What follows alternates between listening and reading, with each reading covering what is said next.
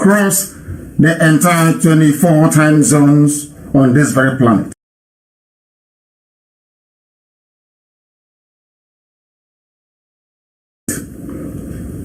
Millions listen to us right all over the world. If you have joined me on Radio Biafra app and indeed tune in Sweet Radio, Garden Radio, and Simple Radio, I welcome you, and as I do so, I will seriously encourage you to welcome all those who are around you, your friends, your family, your relatives, because tonight's program is going to be something slightly different. If before we finish we have not heard that relationships are being terminated, that people are taking their own lives, then insofar as I don't want anyone to take their life, but this very evening is going to be remarkable because we have promised to preach this very gospel of truth, this very gospel of restoration, and that is what we are here to do, and that is what we are going to accomplish in our time. Those that came before us did not understand the meaning of consistency and resoluteness. That is what IPOB epitomizes. That is what we have come to represent. And that is why, regardless of the machinations of the enemy, regardless of what our detractors try to do, we are zeroing in on the ruins of Asorok, and with it, the inevitable precipitous collapse of the zoo. Elohim is in charge, of course, and before we go any further, we must worship him. But before we do so and give thanks to the Almighty in heaven, I must tell you that my name is Nnamdi Kanu. I am the leader of the indigenous people of Biafra. I am the director of Radio Biafra, director of Biafra Television, and by the very special grace of Elohim, a servant of the wonderful people of Biafra, we are under oath to speak the truth always, even if it leads to our death.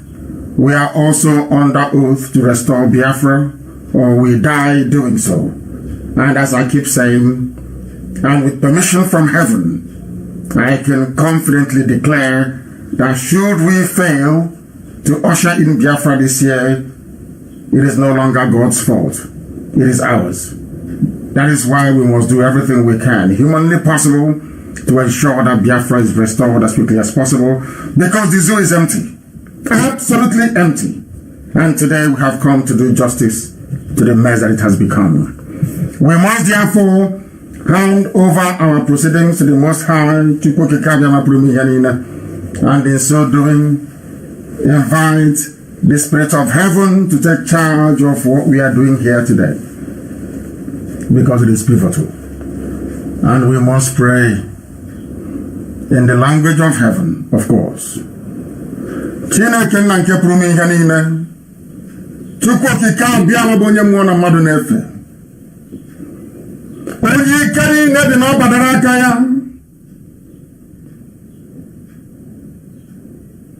Onye mmụọ na mmadụ na-efe.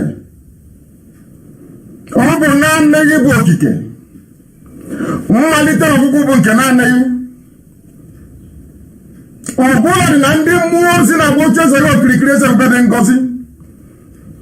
Ka wee na-aja gị mma wee na-eto gị wee na-akpụ isi ala nye gị. Ọ bụla dị ndị okenye ọrụ abụọ na anọ bụ ndị na-atụ mkpọ ụlọ edo wee na-asị na ịdị nsọ Chineke. Ha sị na ịdị nsọ Chineke. Ha sị na ịdị nsọ Chineke. Lekwa ka ebube gị si wee sachie ihe niile nke gị kere eke. N'ihi na ọ bụ naanị gị bụ onye kere ihe niile nke mmadụ dị ndụ na-ahụ anya, ma nke ọ na-apụghị ịhụ anya, mana onwe onye kere gị. Ọ bụ ebe ndị Igbo ji wee na-eto ha na-akpọ ọka aka. Ọ bụ naanị gị bụ ọka ome. Ntụkwasị obi anyị niile bụ n'obi anyị niile bụ n'ebe nọ nna nke ebere dị ngọzi. Anyị wee na-arịọ gị ka igwere amara gị na ọmị ike ịhụnanya gị na ebere gị ngọzi nke pụrụ iche wee leta ndị gị. N'ihi na ọ bụ ụmụ ọrụ gị ka anyị bụ nna nke ebere dị ngọzi. Anyị enweghị iche ọzọ ewezụga gị. Anyị anaghị efe arụsị. Anyị anaghị akpụ isi ala wee nye ihe ọbụla mmadụ nwaanyị nwụrụ anwụ nna nke ebere dị ngọzi. Ọ bụ naanị gị ka anyị na-efe. N'ihi na ndị ọbụla pụtara ife gị eze ebere dị ngọzi ga-efe gị n'ime mmụọ na eziokwu. Ha sịghị ngọ gatụghị egwu mmadụ ọbụla. Onye nwe nna Chineke nna nke igwe ka esi wee nọnyere ndị Igbo wee gọzie ha. Kobanku was when I log in. Only one Nachina can not believe na anya bụghị ife na breakfast bụ zoo Nigeria. Anyị ga-etinye thousands ụzọ ndị Igbo wee kpọkuo oge eze ebube ngozi. Ka mara gị na ebere gị wee jupụta n'ime ndụ anyị ka o si wee jupụta n'ihe na-ejebe gị okeke na nke ebere dị ngozi. N'ihi na ọ bụ ọlụ aka ka mgbara igwe na-egosi. Egwe na-etugo usoro niile nke ndị agha. Anyanwụ na kpakpando na-erubere gị isi. Ọnwa na-akpụ isi ala nye gị. Ọ bụ ọnọdụ nyere aka nọ n'obodo ụbọchị nketa na nke ebere dị ngozi wee na-arịọ gị wee na-akpọkụ wee na-acha gị mma. Na-asị gị biko ka wee gbasa ozi nsọ nke gị n'ụwa niile. Ụwa niile na-ege ntị na nke ebere dị ngozi. Ka ọ ga-abụ na ikpete masị mgbe ebie nye anyị Biafra na nke ebere. Anyị ga-akpụ isi ala wee nye gị wee gọzie gị wee jaa gị mma ma too gị site n'ebighị ma ruo n'ebighị ebi. Ise mma mmadụ dị gị Chineke. We must preach this very gospel, and as we do so, we must do it in truth and in every honesty. This very day we have come to do justice to the decaying, dying zoological republic. If you don't have your pen and paper, you are doing yourself a great deal of disservice. Go and get your pen and paper, and as I've always said, wherever Al-Majri is Janjaweed or Aboki, you bring your slate and you bring your chalk. As we delve into the depth of analysis and philosophical postulates, I would expect you to be mastering your alphabets from A to Z.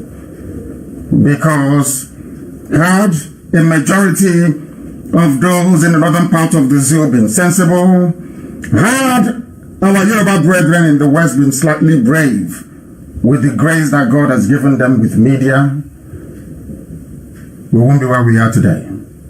But the zoo is a mess. Anybody who is unfortunate to be part of the zoo is now a laughing stock all over the world. Mankind is laughing at us. And the sooner we bring the miserable existence of the zoo to an end, the better for everybody. The better for everybody. And that's why we're here this evening. You must pay attention. Very close attention. It is very, very critical that you pay attention. I will take off my glasses and I will have a sip of water before we proceed.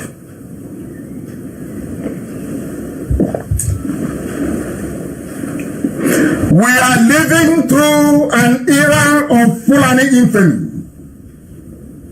Never in the history of governance. The last time what is happening now in the zoo ever occurred in the annals of history was in Spain in the Dark Ages. I did not say the age of, I said in the Dark Ages. There's a man called El Cid. The Spanish were fighting the Arabs, the Moors. He was a great warrior. He led Spain into battle. He won famous victories over the Arabians, over the Moors. Some of you don't know that the reason why Italians have black hair is basically the Latinos, which is Portugal, Spain, and Italy. The reason why they have black hair is because they are a mixture of Europeans and Arabs. That's why they have black hair, unlike the Swedish, the Germans, and the rest of them. The Arabs were there for nearly 400 years. And when it was time to push the Arabs out, Spain raised a hero. His name is El Cid. The Arabs called him El Cid. E-L space C-I-D. There was a very famous movie by that name starring Charlton Heston, if you know him. A very famous Hollywood actor. I recommend you go and watch it. That is exactly what the Fulanis are doing. Do you know what happened? El Cid died in battle. He had an arrow shot to his heart. He died.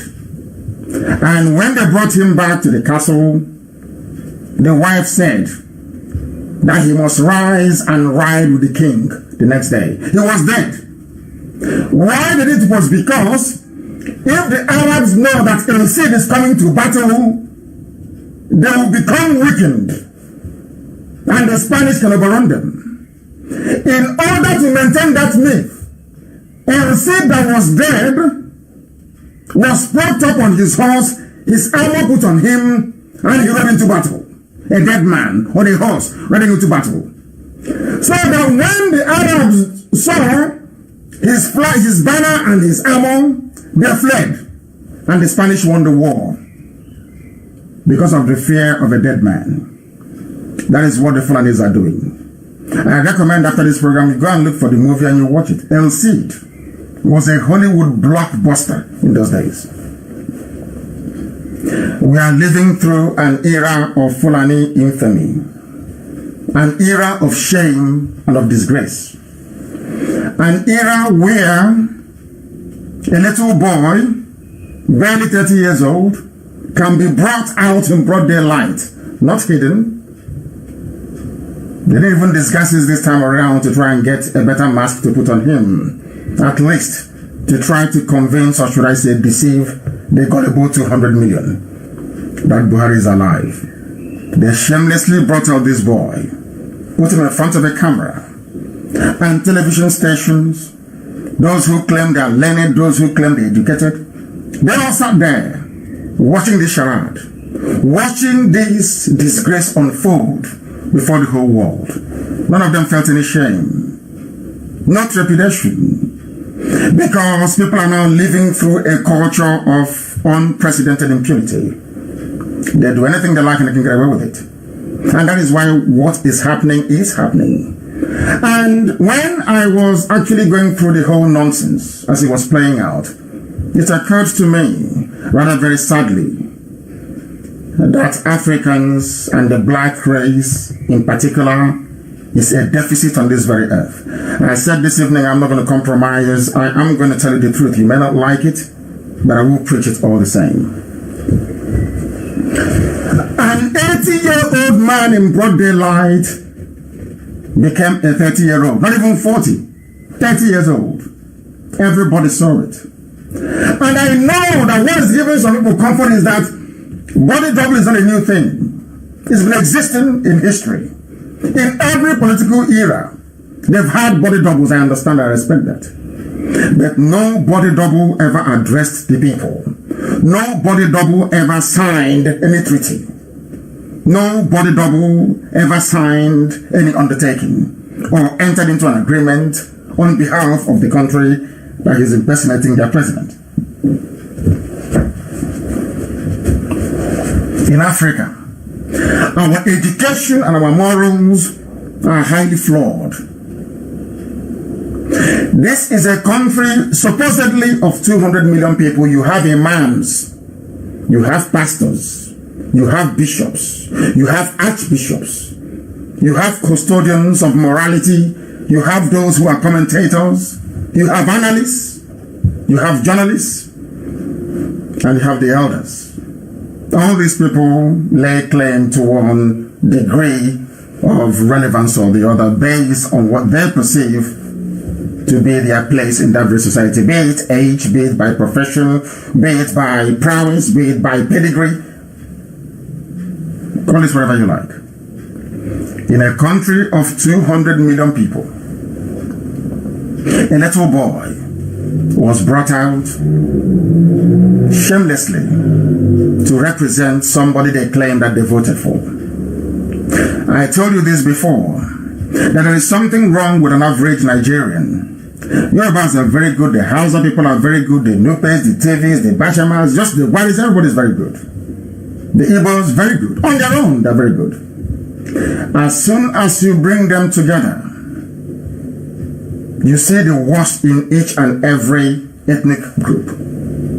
It's like chemistry. There are some substances or elements that in isolation they're doing very well. In isolation, there's nothing wrong. Anytime you see any combustion in nature, anytime you witness any volatility in nature, anytime there is a problem even in nature, let's say with the preparation of, say, sulfuric acid, it is the mixture of more than one chemical. When they begin to react on their own, they are all normal, very docile, nothing happens. But if you mix them together, things will begin to happen. There's something about Nigeria. Nigeria is a very terrible experiment that has gone wrong somewhere. And if you put all these people together in one cage, in one basket, you get the worst of each tribe. Every tribe becomes a ravenous creature. Every tribe loses its conscience. That is why the Fulani people can perpetrate this level of fraud. And nobody's talking. Because there's something fundamentally wrong with us as black people. And it is quite instructive that at a time when the whole world is campaigning to get rid of racism, when the whole world, in other words, is trying to take a leap forward in terms of respect for humanity and respectable human interaction, at such a very pivotal time in history, what are we witnessing in Nigeria? A return to the Dark Ages. A return to the Dark Ages. And who are the people responsible for this? The Fulani. The same people, the same people all the time.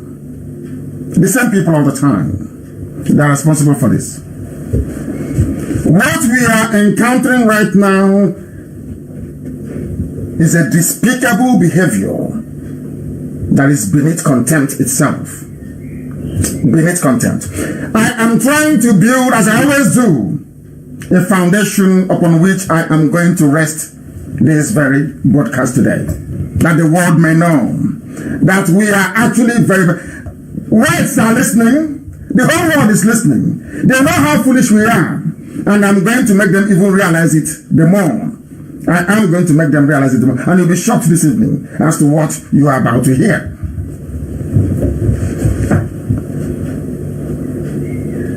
Those who are handling this whole fake Buhari saga, it was Abba Kyari. After I told you it was Abba Kyari. When he died, our Yoruba friends now started saying he was a de facto president. When Abba Kyari died, I told you that Aisha had taken over. I told you. What happened? Aisha took over. I told that Osinbajo was missing.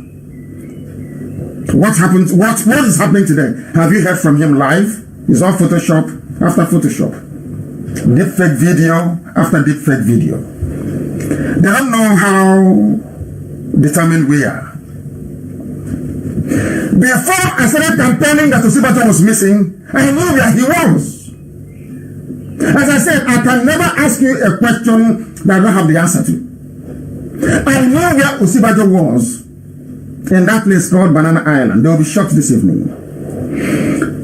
Osinbajo's aunt died in Ikeja. Osinbajo attended that when he ran away from Aso Rock, attended that very ceremony. So as they were issuing fake videos, Osinbajo was not in Aso Rock. He was in Lagos, living in Banana Republic. Oh no, Banana Island, not Republic. Of course, it might as well be a republic.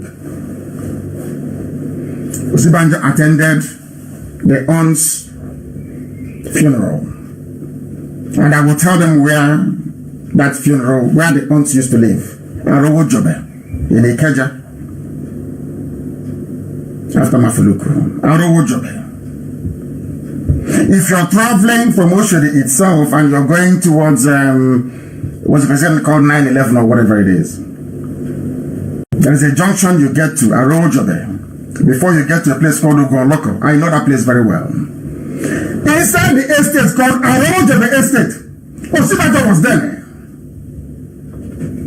He came with a black Mercedes Maybach and 2 Hilux vans full of security personnel. After attending that very function, or should I say condoling with the family of his aunt, that somebody they took as their mother anyway, when his mother passed on, he went back to Banana Island, not in Aso Rock. Osinbajo is not there. And you know the reason why I've been saying that Osinbajo is there and the Yorubas are not talking is because they know where he is. This is the type of country that you have, where people approach every national discourse from a parochial viewpoint. You must defend your people, you must defend your interest. Is that how to build a country? Is that how to build a nation, I ask? Why must we live in an era when we feel comfortable lying to ourselves? Everybody knows that Nigeria is not working. Everybody knows that. We know that. You know that, and I know that it's not working. But rather than confront that very problem the same way that whites are doing, whites are disgusted with racism, and they're fighting back. And you can see it all over the world. Not just in the USA, I say all over the world, they're fighting back. Holding people who are racist accountable. To the point that the great and almost immortal Winston Churchill, that they wanted to go and attack his statue. To tell you that evil is evil. I'm mentioning this because I want Yorubas that hold Awolowo in high esteem to understand that they are doing themselves a great disservice. Awolowo was a very horrible man. He was a mass murderer. The same way we've just discovered now that Mahatma Gandhi also was a racist. I said, yes, Mahatma Gandhi of India was a racist. That is why a university in Accra is taking off his statue from the quadrangle. Are you following? That is how humanity functions. Once you are guilty of a heinous crime, every vestige of respect, dignity, and honor is stripped away from you. That is the sanction you get, so that others coming behind you will not be as evil as you are. Awolowo and Gowon presided over the death of 5 million Biafrans. 5 million. Nobody wants to talk about it. But we are talking about it. And we'll continue to talk about it. African culture is on display all over the world as a disgrace and a blot on the conscience of humanity. What is going on in Abuja? Now,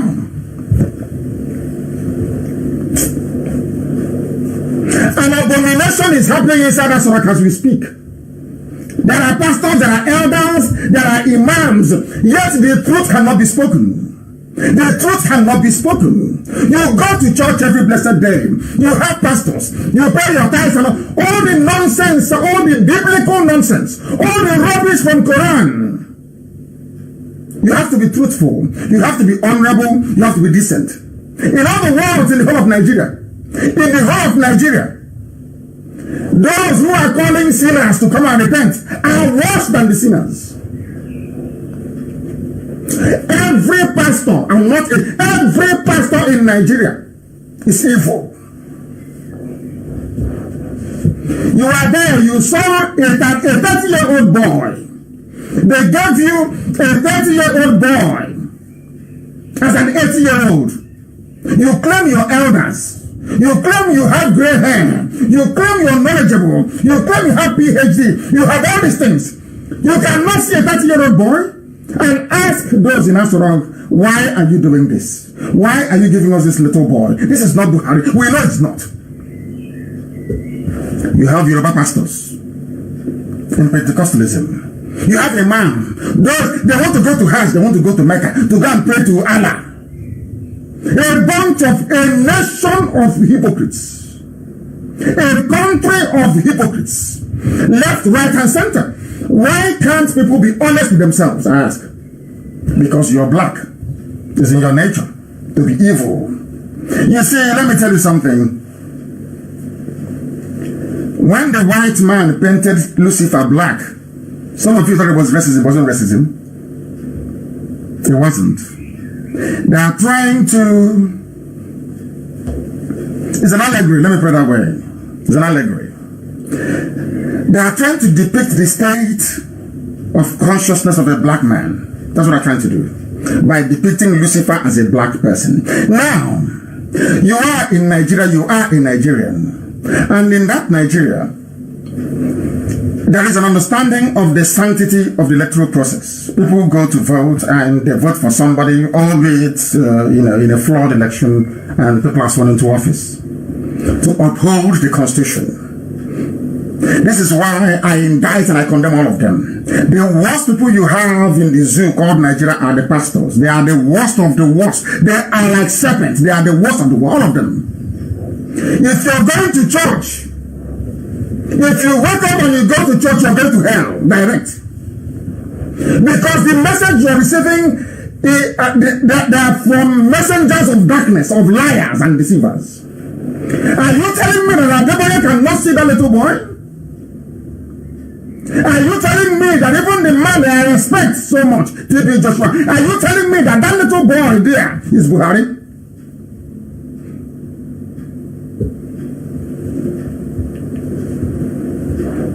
Those of you that are meant to church, I was clapping and jumping up and down.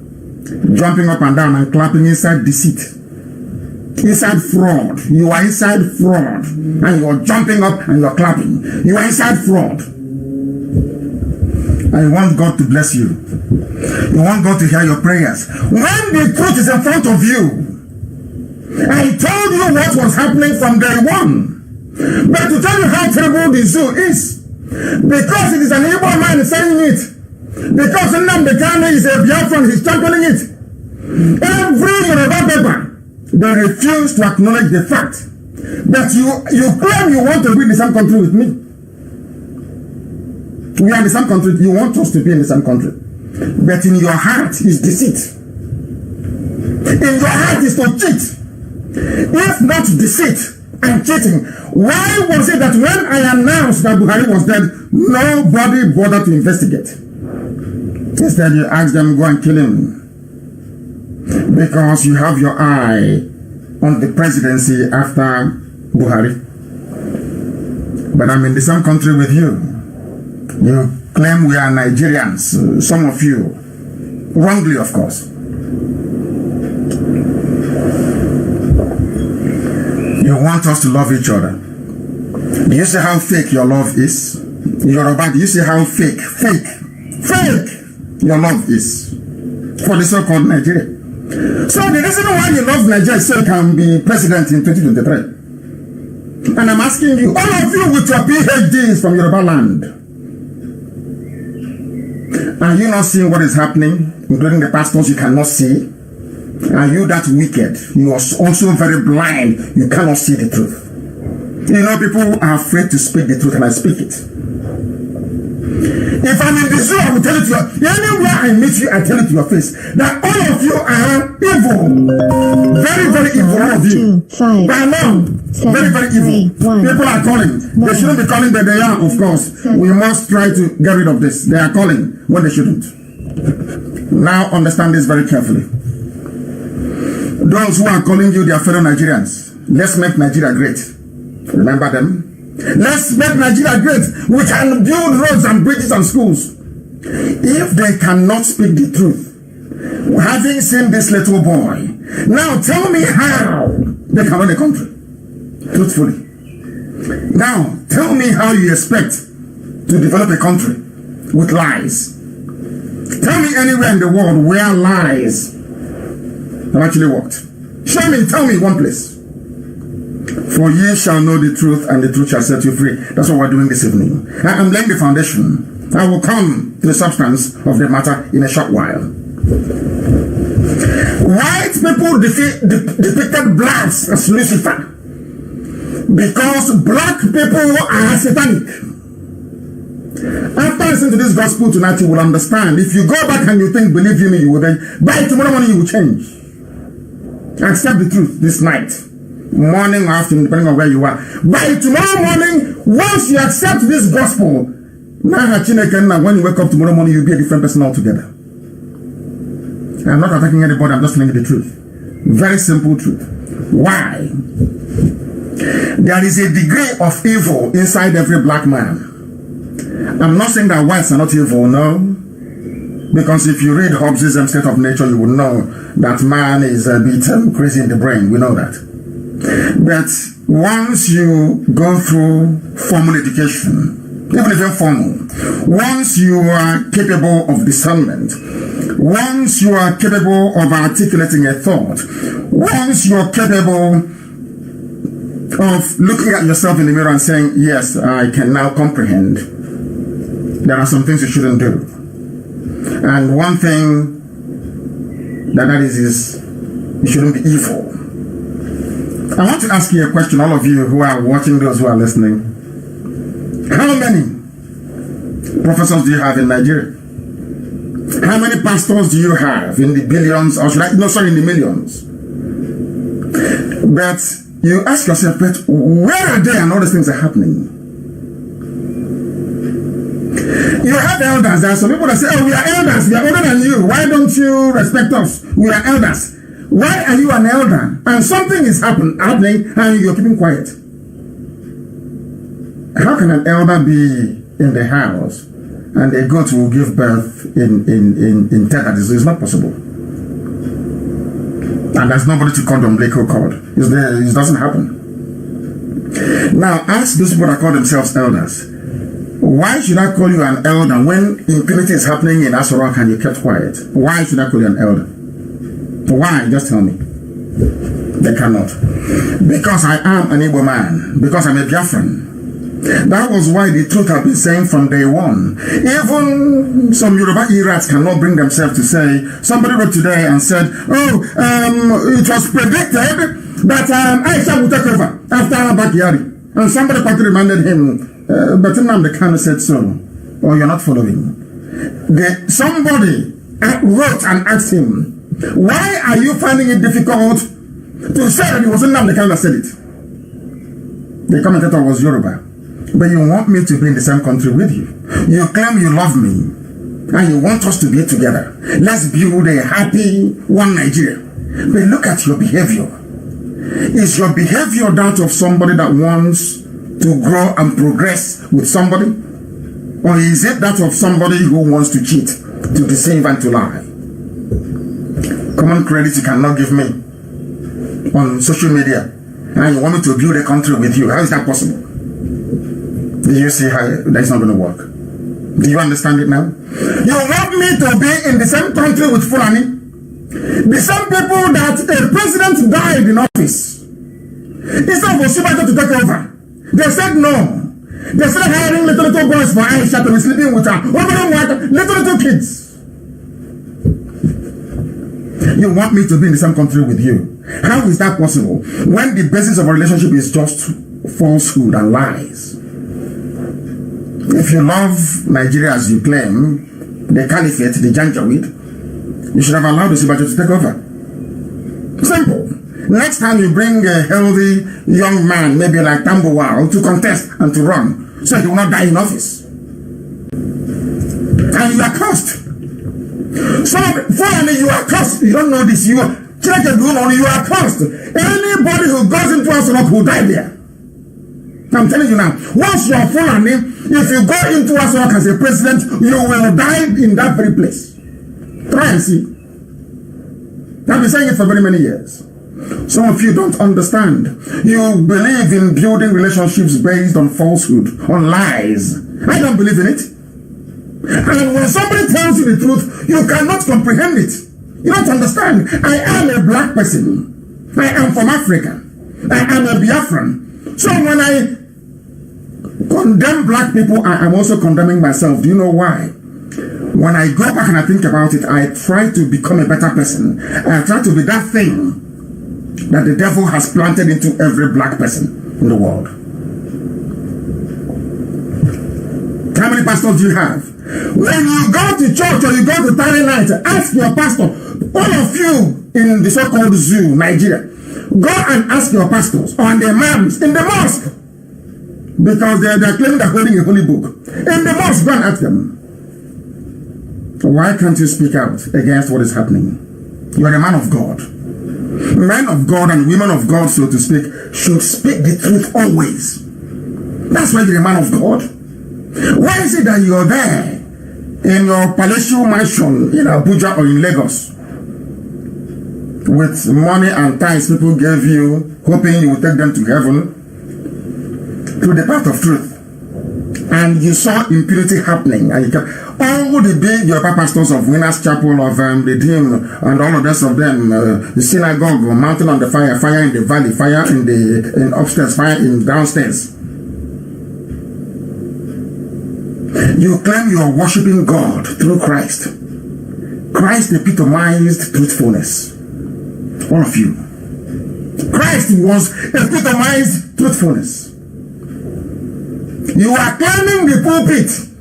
You are seeing evil. What concerns you is a tithe and offering. And you think you go to heaven. None of them will go to, none of them, Pentecostal, I said none of them. Both those putting on bleaching cream. None of them will make heaven. They are evil. Christ was honest. Told the Pharisees and the Sadducees what he saw to be bad. Went to the house of God, the temple of Solomon, and drove away profiteers, the changing money. What matters to you is tithe and offering. There is abomination happening, and all of you kept quiet. Abomination upon abomination. And you claim you're a man of God. If I meet, one of you should pray, I don't meet any of you anywhere. Be it airport or anywhere I meet any of you, criminal Pentecostal, God will punish you. People are evil. You are evil. I feel sorry for the fools you're deceiving. People are evil. You are in a country of 200 million. They are being held hostage. There is no head of state. People are being slaughtered every day. Every day people are dying because there is vacuum in Aso Rock. Nobody is there. That is the reason why. There is no leadership. Have you been into a house before? In a family where there is no father figure. Where nobody is in charge. No father, no mother. And see what the children are doing. It's a simple experiment. Experiment that all of you can do tonight, not tomorrow morning. Now, this night you can do it. I want you to take your wives away from the house, leave the kids. Lock it down, say, my children, I'm coming home. By the time you come back, your house will be upside down. Because dad is not there, mom is not there. Nobody to tell them, stop doing what you're doing. The same thing is happening in Nigeria. You have 7 terrorist groups, seven of them, 7 terror groups. And there is no head of state. There is no vice head of state, deputy, or should I say vice president. There is no chief of army staff. What do you expect the terrorists to do? They'll go to markets now. They'll do anything they like. That is why you have killings everywhere. And nobody has a clue as to how to stop it. But these liars and deceivers, imams and pastors, those that claim they are elders and politicians, elder statesmen, to tell you how evil they are, they understand the problem. Any day you have a president, a physical living president in Aso Rock, things will change. That is why all over the world, when institutions or companies are drifting, you change the CEO. You change. Ordinary football that some of you love, I think they've resumed. Barcelona defeated I don't know who they beat yesterday, 4-0. Why do you think they sack their managers? When you are not performing, you'll be removed. Why do you think people vote every 4 years? It's like a report card to see if you've done well or not done well. To renew your mandate or not to renew your mandate. But in this case, somebody died in office.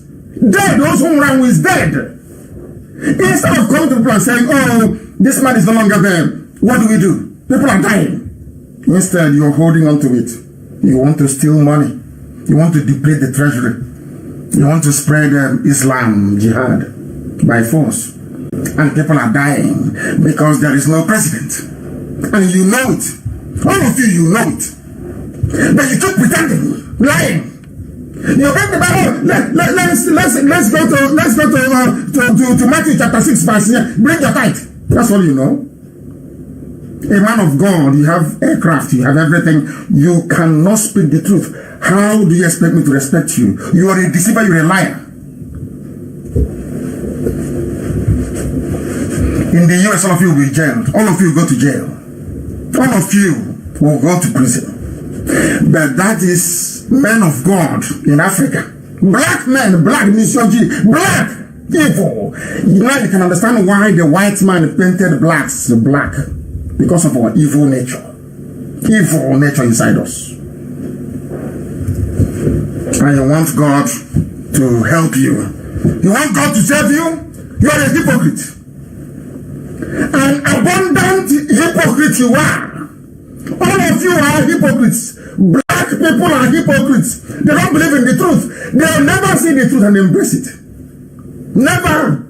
Nobody from Igbo land, even WIC, all of them, Ohanese, Pandev, no one has ever come to say, what's happening today, you predicted it many years ago. We are sorry.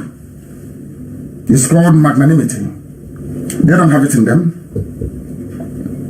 Instead, you see them conniving, planning, talking rubbish every blessed day. You see grown-up men gossiping.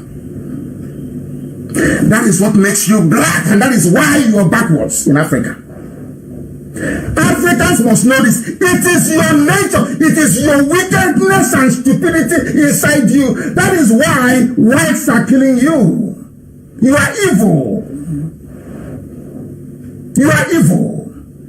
In a country of 200 million people, not 1 million, not 2, not 3, 200 million, a group of people are holding everybody hostage. And instead of those with the sword of truth, which is journalism, Yoruba, to rise up and say evil is evil, a whole nation, Yoruba, they went into a cocoon, waiting for their turn in 2023, and you want me to respect you?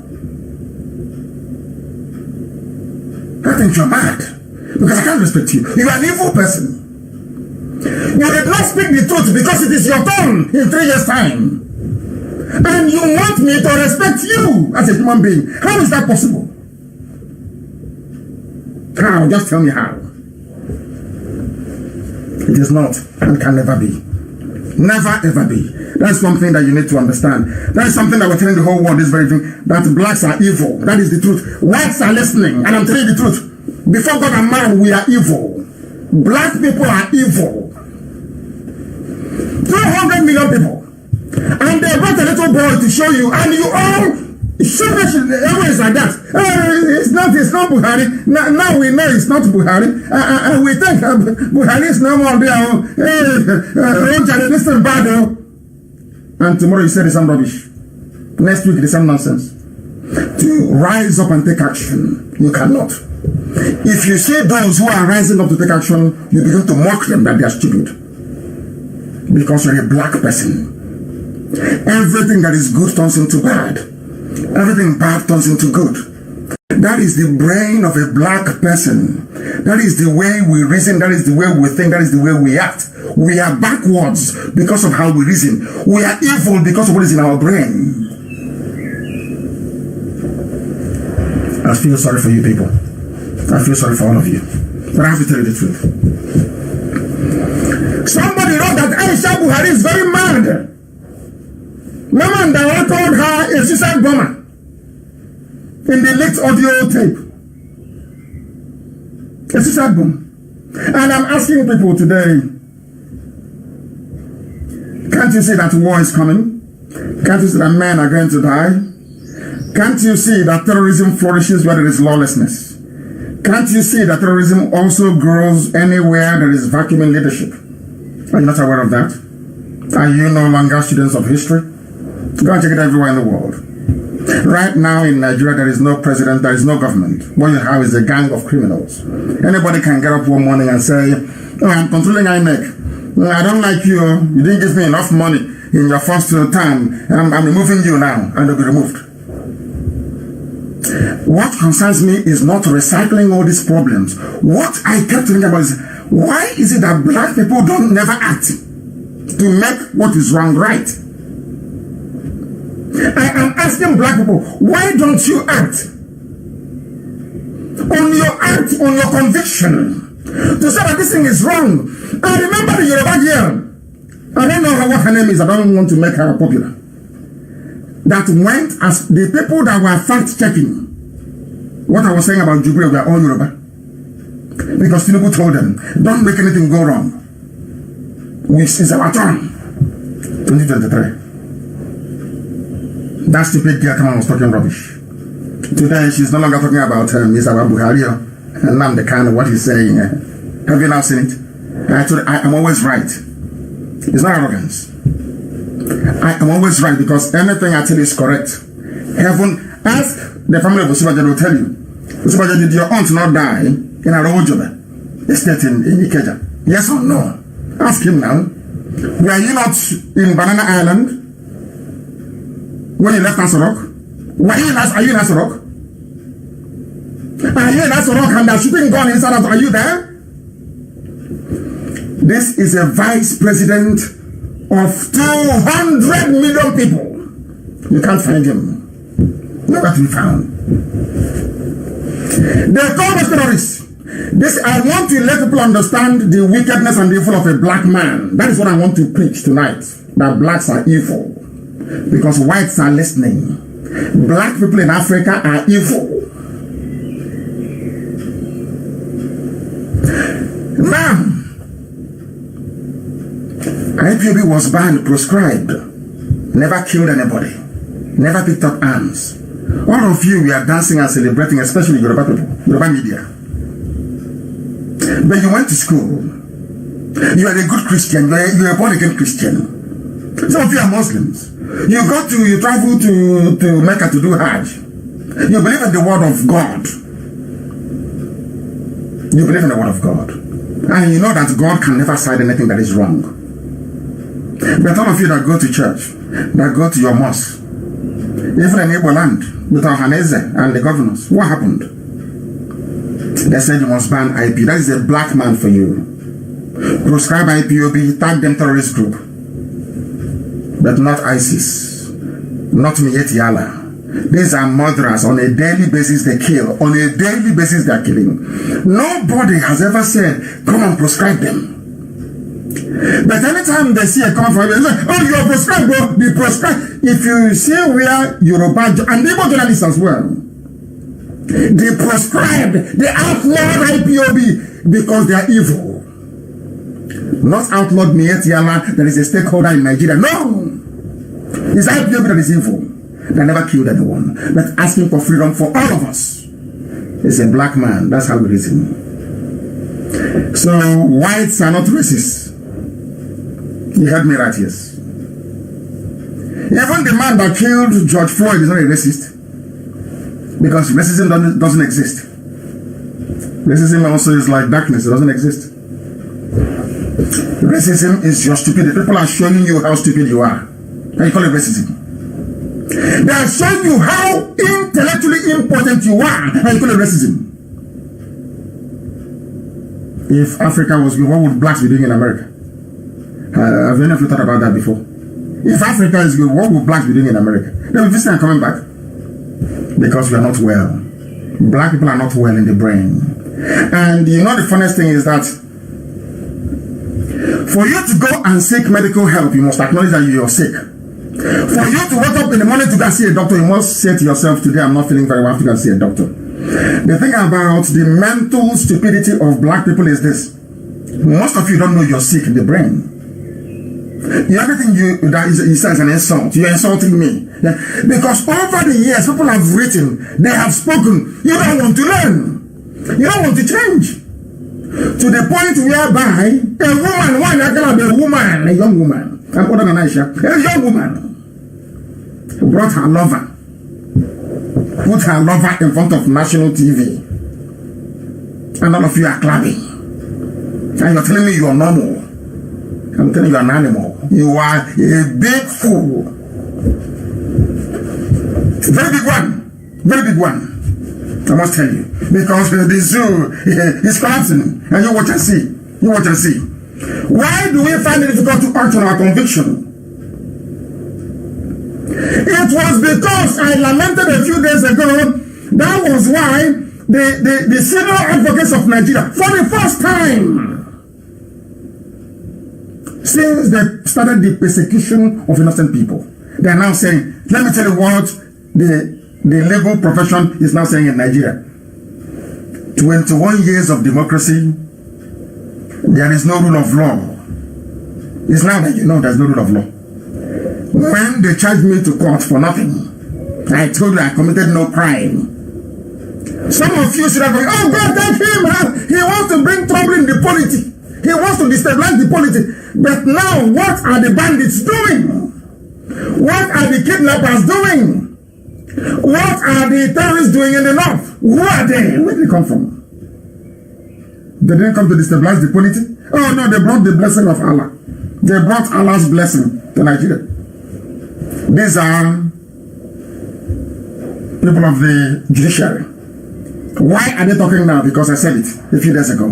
Because I lambasted them. If you have brain, I'm telling you, if you assimilate what I'm telling you tonight, by tomorrow you will be a different person altogether in your life. And you see the changes you will make. The most difficult thing for a black man to admit is that we are racially inferior. Why are we inferior? Because of how we process information in our brain. That's all. The processing of information in the brain of a black man is defective. That is why we are not able to act on our conviction. That is why morally a black man is bankrupt all over the world. If you are not bankrupt morally, why would an entire Yoruba race be waiting for 2023? And meanwhile there is fraud going on. Open fraud going on. You have elders, you have clergymen, you have intellectuals, and all of you are sitting back because of only 8 years of governance. You mortgage your and you want me to respect you? You must be insane. I can't. That was what happened with Jonas and Ohaneze. For very many years that we are selling their future and that of their children, until we said enough is enough. When they said, oh, you're insulting elders, I said, any elder that will be that age and selling his children should be hanged, not insulted. His neck should be cut off. Only in Africa, if somebody is old and you're being stupid, you're a pedophile, molesting little girls, don't worry, it's his uncle. Sick people everywhere.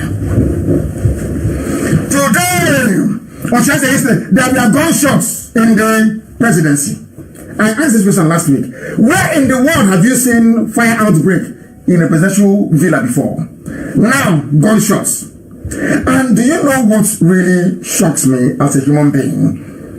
Is the very flippant way that so-called Nigerians deal with these issues. In other words, your education system is defective. I think that the biggest culprit is the education system in the zoo. They train you to be animals. They don't train you to be human beings. Gunshots in the presidency. Anywhere else in the world, the Senate will convene an emergency session to investigate. And then because of investigation will be discovered that there's nobody there. But everybody's in on it. Once you give them money to buy a house in Dubai or invest in China for themselves and their families, you've made their life. They can tolerate any evil. Any evil goes. Gunshot inside us rock. What caused it is pathetic. Who knows that there is no Buhari after this incident? Who knows there is no Buhari there? Your wife was nearly shot dead.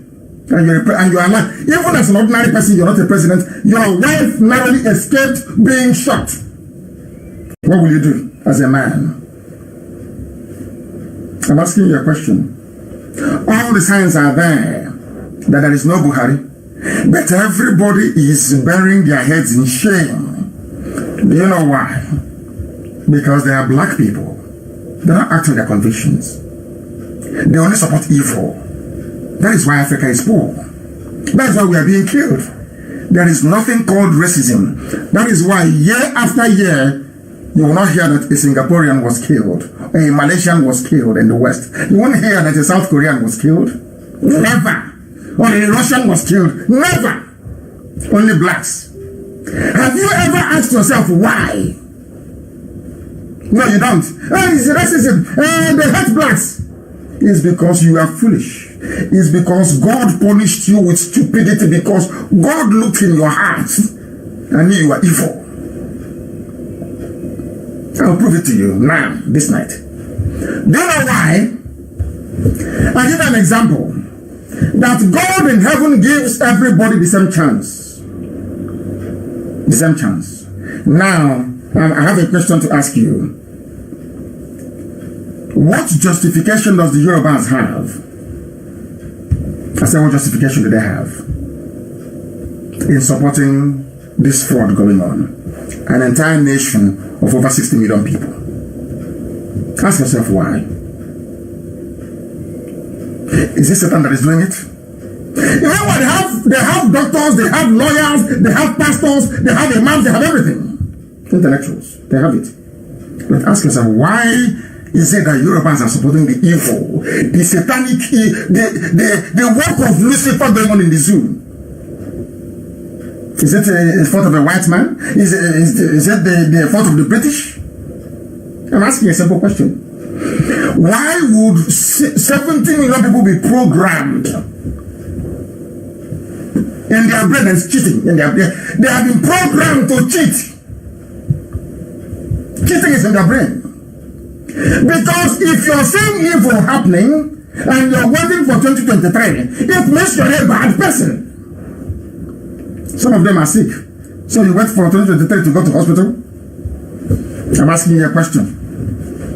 Are you waiting to go 2023 and you go to hospital 2023? No. Gunshot in Asorok. Aisha came out. You know that very daft. You're telling me that Buhari is inside Asorok. Now listen to this story. Buhari is inside Asorok. There was gunshot inside Asorok. Aisha ran out with the Aisha, Zara, Yusuf, and Zainab, the other one. They are so foolish. When they plan all this, their lies, they don't plan it very well. They forgot to mention Buhari. That Buhari also came out. Instead, they said the president was not touched.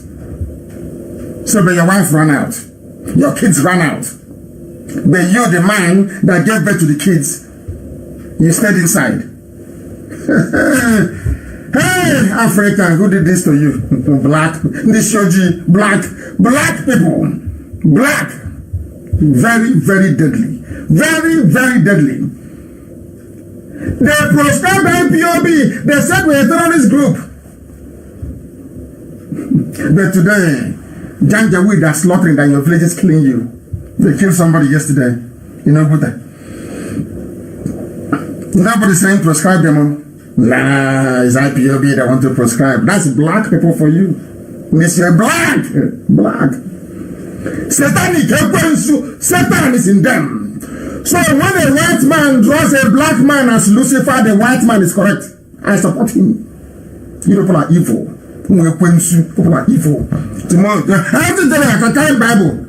What Almighty God, we south, talking rubbish, nonsense from your useless mouth, rubbish. You think I mock God? Do you think I mock God in heaven? Is that what you think? An entire nation, a Yoruba nation, disgracefully, because of only 8 years in office, you jettison your morals, no conviction, nothing. That means you're a nation of criminals. Your brain is full of thievery. If not, why won't you speak up or speak out against evil? You are waiting for... It's cheating! Isn't it? Oh, dear Lord, have mercy. Have mercy on our people. Have mercy on us. Have mercy on us. Why is it that we find it difficult to reason? A woman is head of state in an Islamic country. Nigeria is OIC, is a member of Islamic nations. It's an abomination in Islam. For a woman to be in charge is an abomination. Unelected. I don't mind. I'm a Biafran. Anybody can be the head of state in Biafra land. If left for me, I would even like women to rule Biafra, not men. I'm being honest with you. In Islam, I told you that when Abakari, I told you, why did I told you I was going to die? A woman is the head of state in Islam. And do you know why that one they call Tunde? He's not Tunde, he's a funny man, no? He's a funny man, no? The son of Mama Ndawa. He's a funny, not Tunde. When they say Tunde, you think it's just like I'm answering words to me. You think it's a rubber boy. No. You know why he ran away from Aisha? Because if he dies on the orders of a woman, when he goes to heaven, they will not give him his 72 virgins. His 72 Arab virgins waiting for him in heaven. That was why he ran away from Aisha. That is the truth. And they know it. A president is alive, gunshot inside where he's living. He didn't come out with his wife and children to investigate. And all of you, 200 million idiots, complete morons, you are there. You're looking sheepishly like a bunch of white. In fact, the hyena is better than all of you. Why do I even can I manage my makeup? If I want to interact, that's why I don't go to parties. I don't do anything because the way we reason is laughable. If I want to interact with through Africans, I go to wildlife safari park. At least if I see a zebra and a chimpanzee, those are our true Africans. We can mingle together. Maybe I can understand them better. Because at least if they see danger, they can run. All of you see danger and you keep embracing it. Keep embracing it. Look at Imo State. How many people in Imo State? Over 5 million. Somebody came forth in an election. They pushed him to number 1. Everybody is just like this. Even some bishops want to go and congratulate him. Some people say, hey, don't touch him. He's our man. Hey, let's move him forward. These are black people. Very backward. Useless. When they kill in America, he says, it's racism. Racism. You are a fool. That's not like racism. They are killing you because of your natural stupidity. By nature, you are stupid as a black person. Do you have running water? Without maybe solar charger and generator, will you be watching me now? Are you not ashamed of yourselves? Are you not ashamed that UNN has engineering department, electrical engineering, electrical and electricals, all are rubbish. Unicorn has it.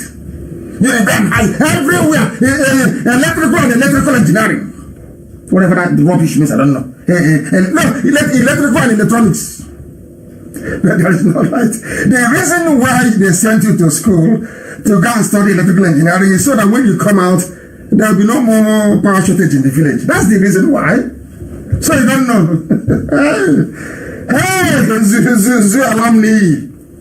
A bunch of monkeys. So you think you studied electrical, is it electronics and electrical? I don't know what they call it. Electrical and electrical to come out and be pushing wheelbarrow, driving keke napep. Black people, this UG, black. You people are a disgrace on this earth. I think maybe God made a mistake creating black people. It's a disgrace. I'm telling you your disease. Now I'm going on your disease, cleansing of your brain. So you can reason. You have seen how Yoruba is learned 70 million.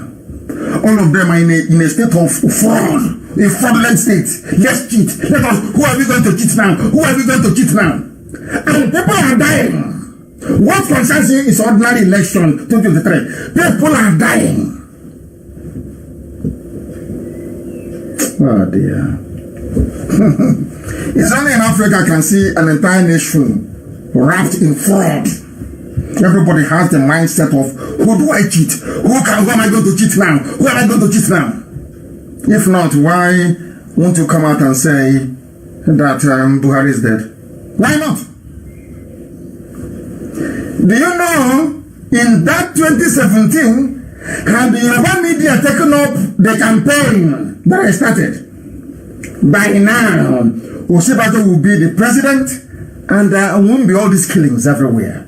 So every Christian that have died all these years is as a result of Yoruba duplicity. You don't expect Hausa to do anything. Hausa doesn't exist. Fulani have, in fact, they don't exist. Have you heard me before mention Hausa as a political force? No, they don't exist.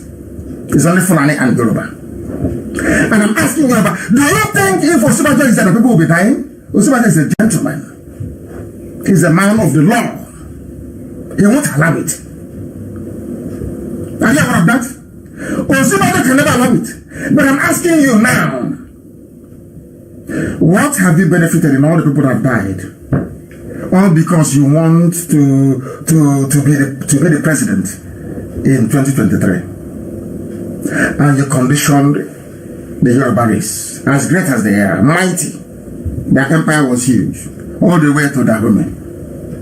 a once proud race, a race of warriors and conquerors, to reduce them to this, waiting for 3 more years to get into power, and impunity is happening. And you go to church and you call the name of God with your Bible. Thunder will kill all of you. You people you are evil. Evil. Entire nation wrapped in fraud. They have given, as you're growing up, they are infusing fraud into you, into your brain. How do I cheat a Biafran? How do I cheat an evil man? That is all that they can. That is all they live for. Have I, at the end of the day, have I cheated an evil man today? That is the pinnacle of your achievement. That's who you are as a person. You are living the life of a parasite, the life of a liar and a deceiver. And you want God to bless you. You want God to bless you. How is that possible, I ask? Do you think you can walk God? Or because of your earthly wealth, you got from idiots who cannot reason very well?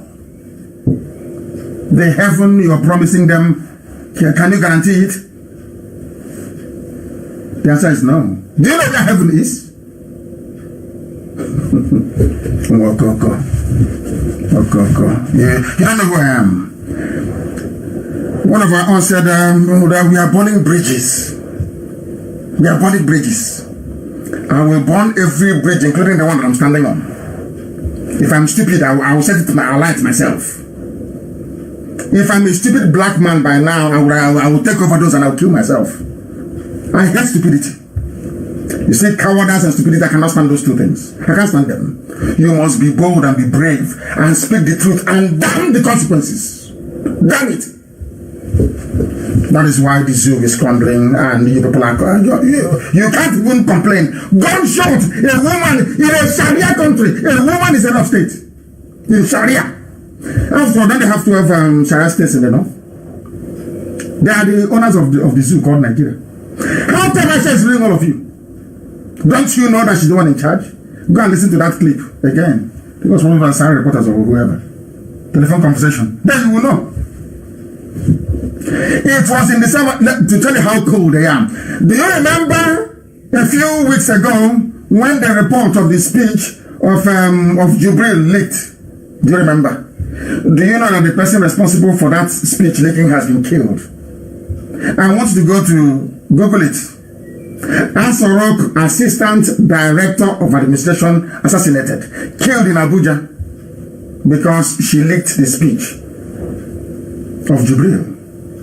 That's all.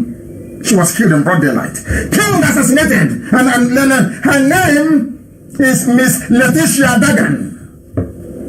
Killed inside Nigeria. Killed inside Abuja. Killed, assassinated. Assassinated, killed. Some of you don't even know. Remember when Femi Adesina was writing, is the height of this, the person who leaked it, every head of state in the world have had their speech leaked at one time or the other. Leaking this isn't a new thing. But because of that, she has paid with her life. Some of you don't even know. Are you aware of what I'm telling you now? Is that the type of country you want to be in? And I want to ask Yoruba Pentecostal pastors, because they win a lot of influence. I want to ask Yoruba pastors, is this the type of country you want to be in? That somebody just to be mere accusation they resulted in her summary execution in cold blood. They didn't go to court to try her. She was killed. And you're asking me to be a Nigerian. Is that the type of Nigerian woman to be in? Her name is Letitia Dagan, D-A-G-A-N. Assassinated. She worked in the presidential villa. And I'm asking those telling me about one Nigeria. Is this the type of country you want me to be in?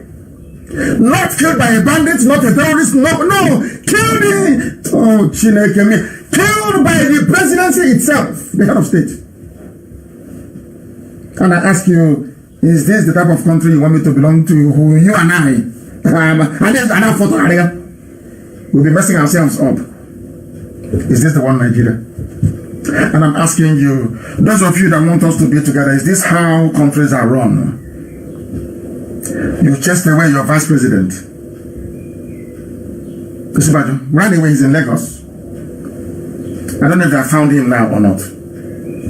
Because they will kill him. Once they get hold of him, they will kill him. What I'm telling you are confirmed reports. Because somebody said to me, oh, but you said that Osinbajo is dead. I said, yes, I said it. They said, but why? But why? I said, because he is missing, presumed dead.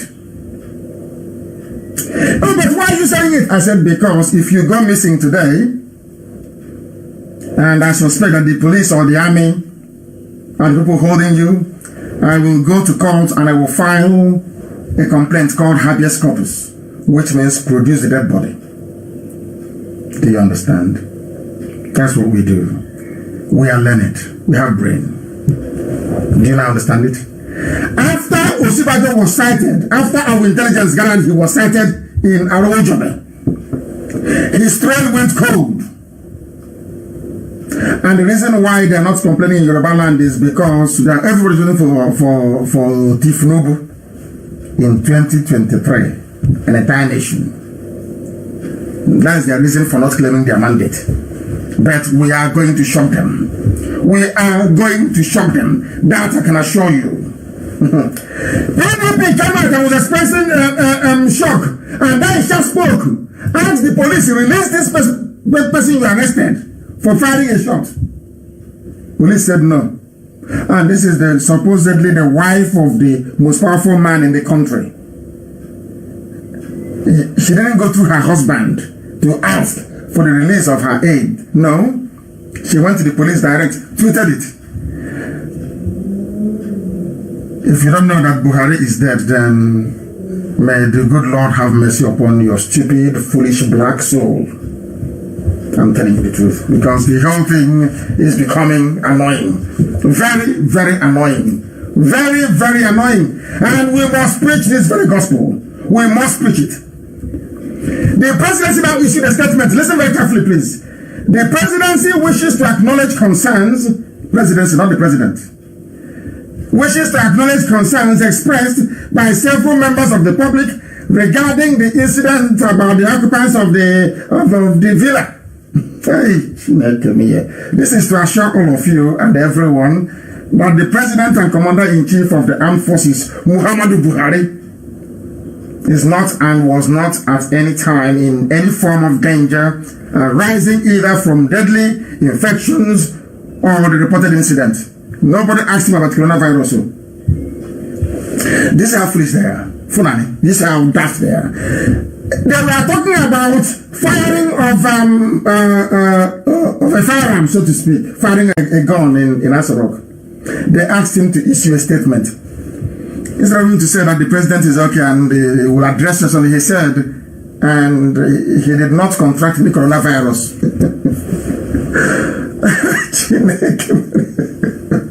Hey, let me ask those who are watching, black people, who did this to you? Nisoji, who did this? Is it Satan that did it or was it God? Who did this to you? They asked him, there was an incident, a discharge of firearms inside House of Villa. What happened? He said the president is okay. He is not injured and he's also free from coronavirus.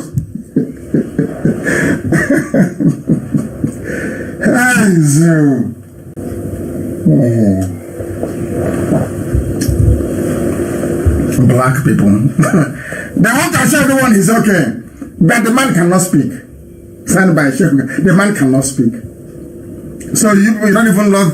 Anywhere in the world, they will say, bring our president, we want to see him to make sure he's alive. But one statement, and it's okay.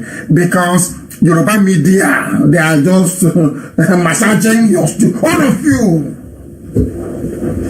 Apart from Boko Haram and the Fulani Janjaweedism, Yoruba media is the worst set of people on the face of the planet. The worst of the worst. The very worst. I'm telling you the truth.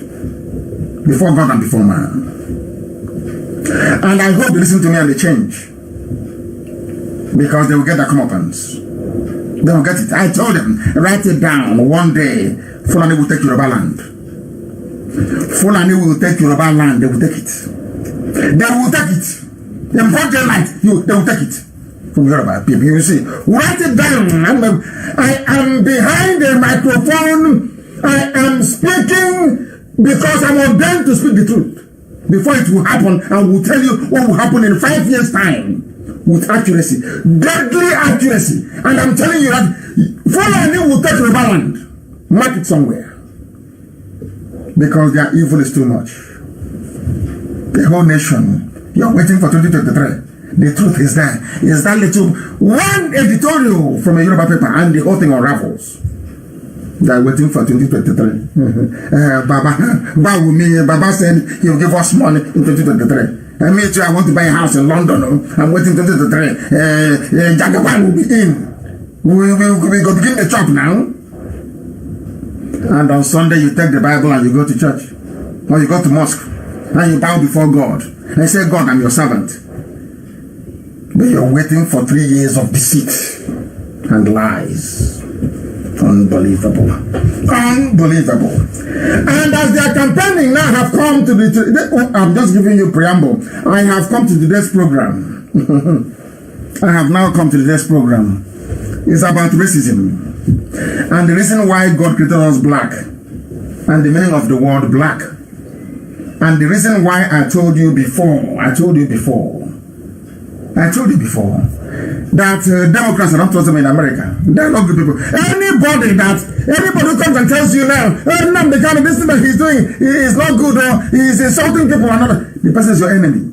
Doesn't want you to learn. I am trying to shock you into reasoning, into coming out of your evil, wicked, black African ways to embrace the light. I'm the one who loves you. Not these mad people. I want to show you something so you will understand what is happening. People can now begin to appreciate the depth of idiocy in the zoo. The depth of the idiocy in the zoo. I want to make it very... Where is it? Where is this Joe Biden? Remember, some people said that Joe Biden is a good man. Yes? In fact, they have even, I think they have removed the clip. They've removed it. Joe Biden of Democrats, a hardened racist. I told you about the Democratic Party. Forget all that black lives are rubbish. They are the real racists. Republicans are your friends. Do you know why? Republicans will tell you what I'm telling you. Because they want you to change. It was Republicans that ended slavery, not Democrats. Do you know who the slave owners were in America? Democrats. They removed it. I'll find it. And I want that video to be posted, please. I want the video of what's his name? Joe Biden. The killing of black people in America by the police. Joe Biden introduced the legislation. Democratic Party. you know, black people, we like massaging. If you have a wound now, instead of going and dressing the wound properly, maybe, having a surgery or conducting a surgery on it, you want them to put bandage, a very colorful bandage on it, on the inside, you're rotting inside. That is the problem with our people. And we are curing it tonight. All this nonsense, we are clearing from your brain. Now listen to this. What is the Latin word for black? And now I want Nigerians. We have now come to the main point this evening. I want Nigerians to be looking at their green, white, green flag. Wherever you are, if you're in Abuja, if you're in Lagos, if you're in Kaduna, bring your green, white, green flag closer. We are about to do a very simple experiment, please. What is the Latin word for black? I want you to Google. As I'm Googling, please try and do the same thing. What is the Latin word for black? You simply go to Google and Google it, please. And we are doing good. It's interactive now. We want to do everything together like one happy family. So I am writing. What is the Latin meaning of the word live of the word black? I'm sorry, I cannot see it. I'm not that tech savvy. What's Latin meaning of the word black? What's the Latin meaning of the word black? Black. What is it? Go to your Google and you put it in. We are live and interactive. We have come to the stage whereby if Facebook doesn't shut me down now, they don't shut down again. Right now, go and Google the meaning of the word black. The Latin meaning of the word black. And bring your Nigerian flag closer. Green, white, green. Bring it close. To tell you where your stupidity started from. What is black? In Latin, it means nigger. Negroes, or the adjective is nigger. What is that nigger? I want to tell you what God did, Elohim. I want to tell you why you are black in Africa, all of us. And I want to prove to you that the name Nigeria is cursed. And then after tonight's program, you will see need and reason why Nigeria should not exist. I'm not going to add anything to this. I want to do something. I want to read comments. Somebody should tell me I'm reading. If I move to the left, it means I'm checking Radio Biafra. If I'm here, direct, it is my page on Facebook Live. I want somebody to tell me the Latin, Google it, the Latin meaning of the word black. This Yogi, do you know what it means? It means Negro, number one. The adjective is nigger or Niger. If you think it's Niger State, Niger, Niger, Nigeria. Latin, meaning of the word black. Then we proceed. What does it mean? Those who brought the word black, this Negro and Nigeria, what did they have in mind? Who are they trying to describe? That's the meaning of the adjective, isn't it? To qualify, to describe something. What is it? Hey, now you're in for a shock. The name Nigeria. It means black. We know. It means something that is dark. We know. It means something that is ill omen, bad luck. Ill omen. So Nigeria is bad luck. Not me. Go to Google. Who are these people? Who are these people? I have not seen anything here.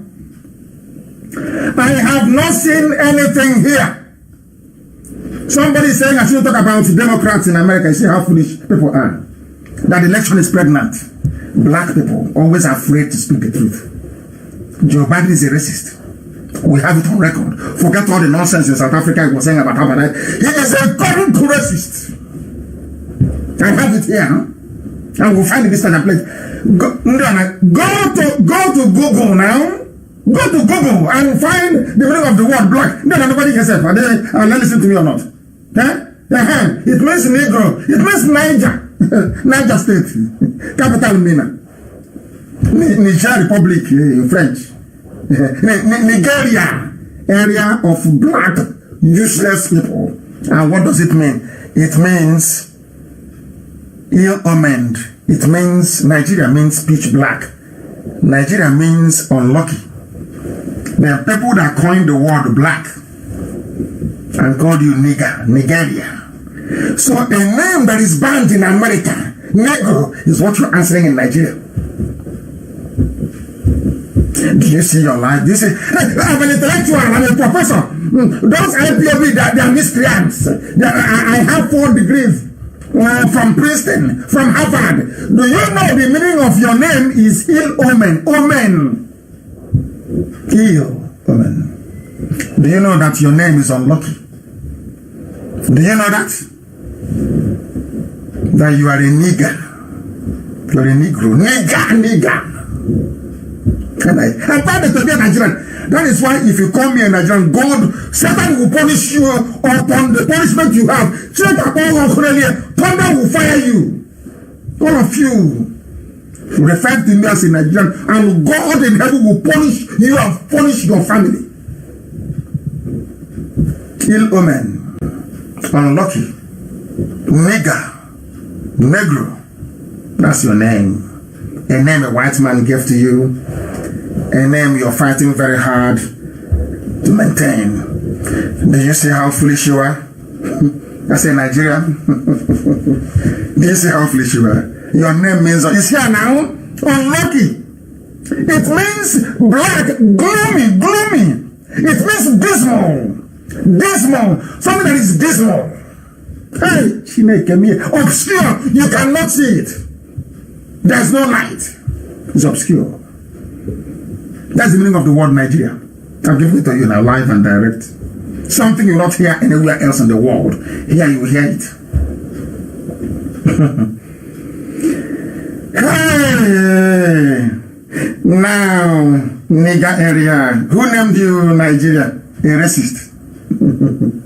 What is Niger State? It means unlucky, ill-omened, gloomy, dismal, obscure. I'm from Niger State. We Niger State indigenous. Do you see why blacks are useless? We are useless. God knows we are useless, and blacks are useless. Useless to the core. Nigeria. Nigger. Hey, God. Look at Niger. The name of Niger Republic for French. Nigeria for English. And I ask you, yeah, they say you're from South or Niger Delta. I don't want to go there. Dear me. I want to ask those of you from Obomosho, in Yoruba land, or from Ijebuode. There is Niger Republic, which means nigger, up near Sudan. You are Nigerian from Obomosho. Are you related by blood?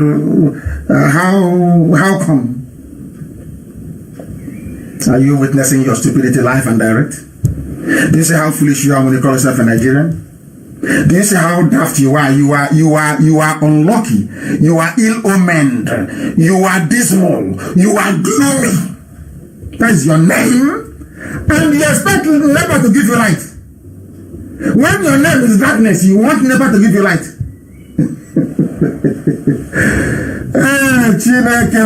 Unbelievable. What is the origin of the word black? Who originated it? It's from Europe now. It's from Europe.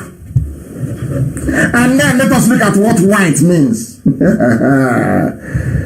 Dear me, it means purity, clean, pure, radiant. And what does everything is there, you can see it. What in the Bible that we have, in that Bible that, what's their name? Whatever you're stealing, bleeding will dry from. Facebook has come. I told you. From 25,000, we have now gone to, they've taken away 900 people, which means 9,000 people. I told you. There is no way we cannot remain like this and feel it is impossible. They can't allow it. But we continue to preach. We continue to preach. Dear me. What does it mean in Christianity? Black is the color of mourning. What does it mean? It means mourning. Black.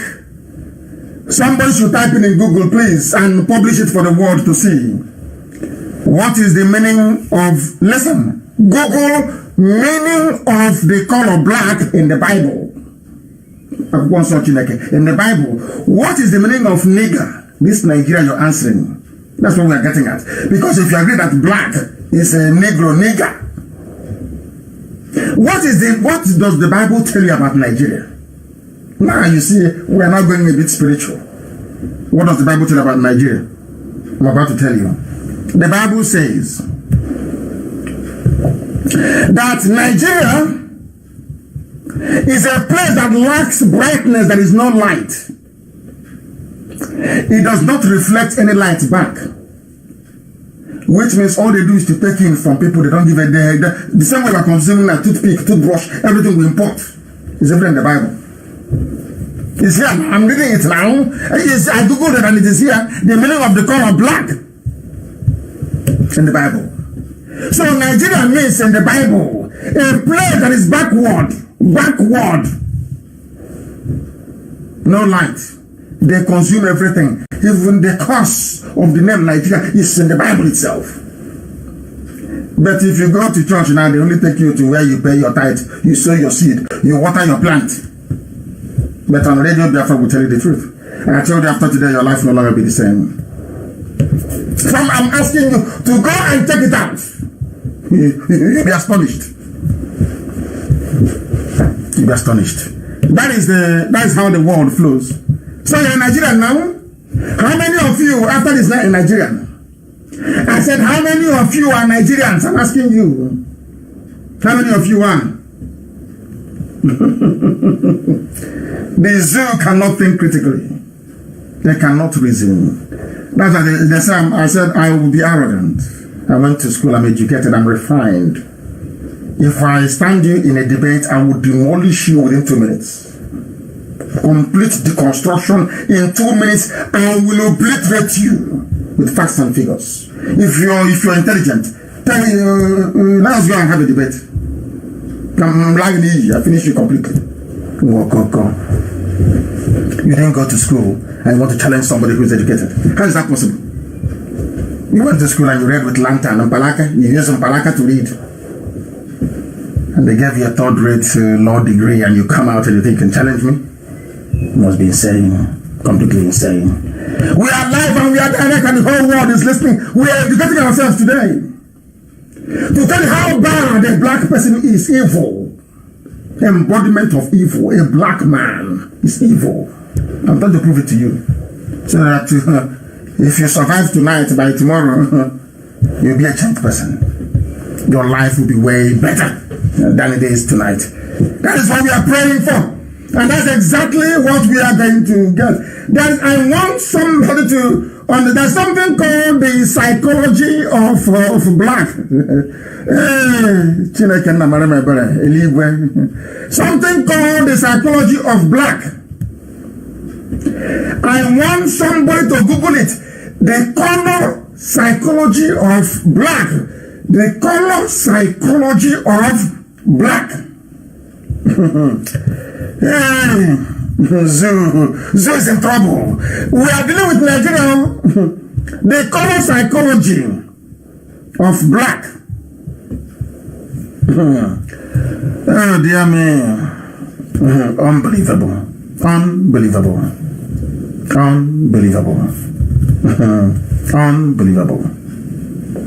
Black is often used as a symbol of menace or evil. Black is for death and mourning. So when Boko Haram are killing you, you're just fulfilling what the whole world, because you are the name that you answer. How many people come out today to answer Jezebel? A simple example. How many people will name their daughter as Jezebel? I'm asking you a simple question. Will you name your daughter Jezebel? No.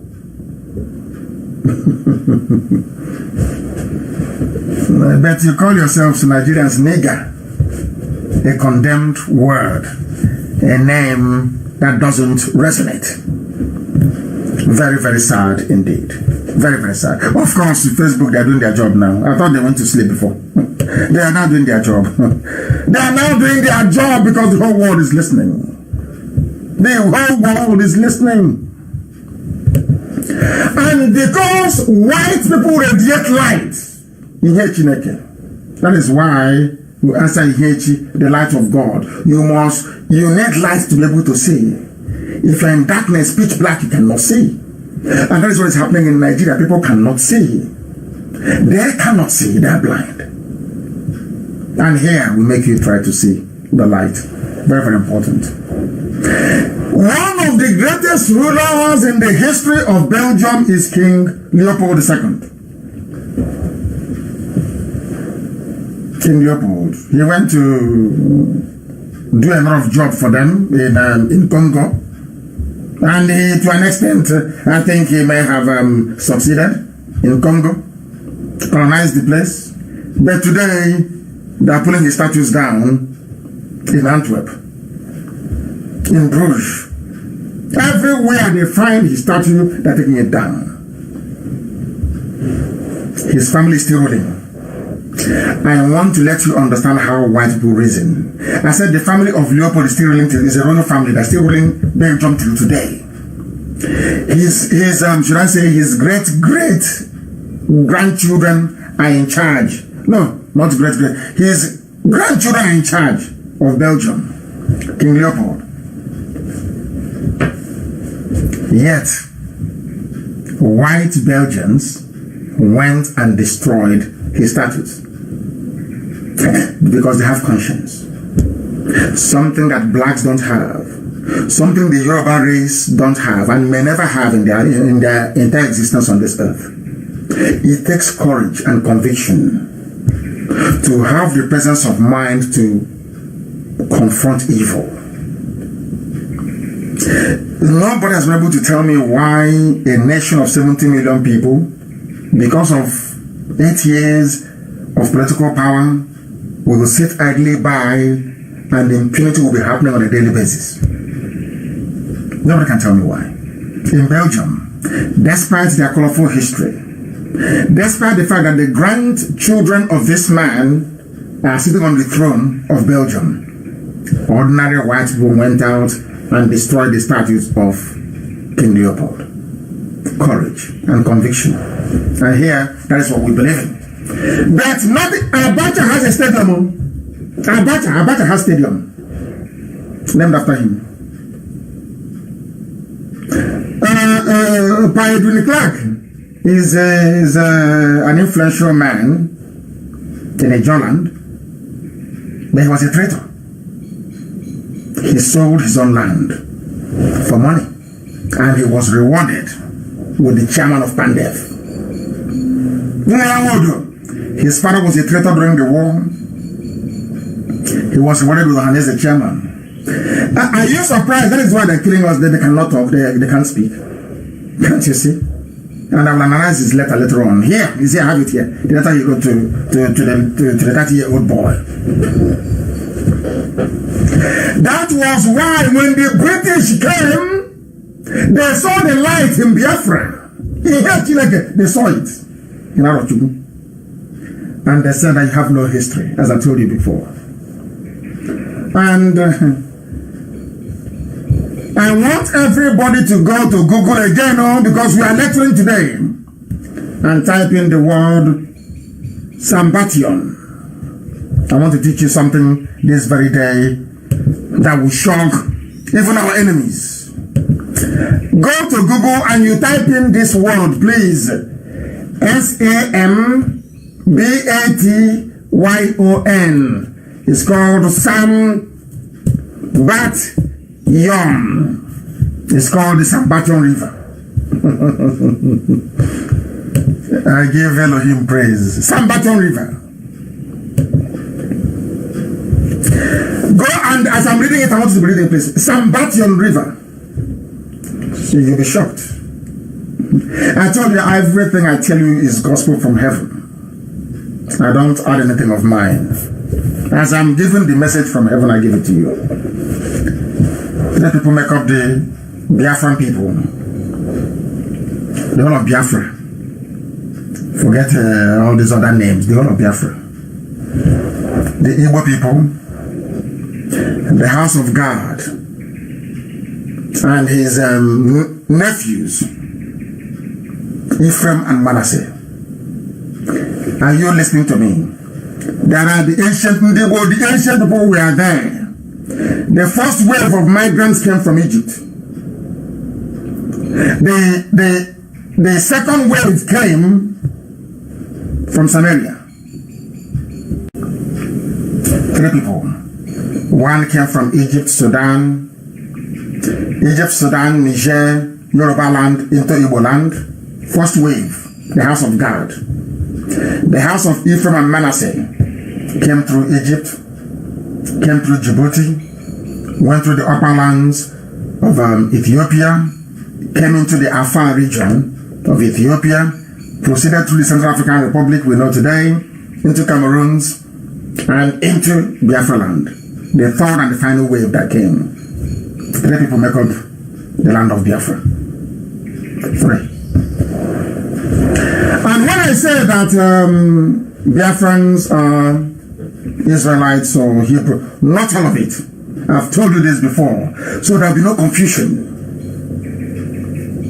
I want you to go and type in Sambation. Some spell it S-A-M-B-A-T-I-O-N. S for sugar, A for apple, M for mother, B for bravo, A for apple, T for tango, I for India, O for Oscar, and N for November. You can find it, Sambation. I read it. Oh dear me. In the earliest literature, where do I begin? What is Sambation? It is the mythical river. It is the mythical river. Oh God in heaven. A river of stone. A river of stone that took Jews to every part of the world. There was a man that wrote many centuries ago. Many centuries ago. Unbelievable. This is shocking. Shocking. I'm telling you. The river Sambation flowed beyond the rivers of Abyssinia. Remember when I told you about the Afar region and I told you about Biafra, yes, and Biafra. This man is saying that the exact place that we located on the map as to have Biafra in it during the migration was where this very river was located. And these are Jewish scholars of note. Josephus, Pliny the Elder. These people we are writing in the ancient days. In ancient days.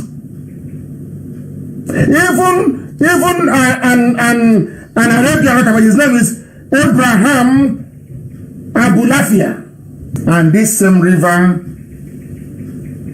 was mentioned in 2 Kings as well in the Bible. The river that flowed beyond the rivers of Abyssinia. And what is Abyssinia is Ethiopia. If you go beyond Ethiopia, it becomes the kingdom of Biafra. It's here. I didn't write it. Everything we tell you is gospel. Everything we tell you is gospel. Absolute gospel. Some people don't understand, they don't reason very well. But here we reason. Go and research it. Sambation is an assignment.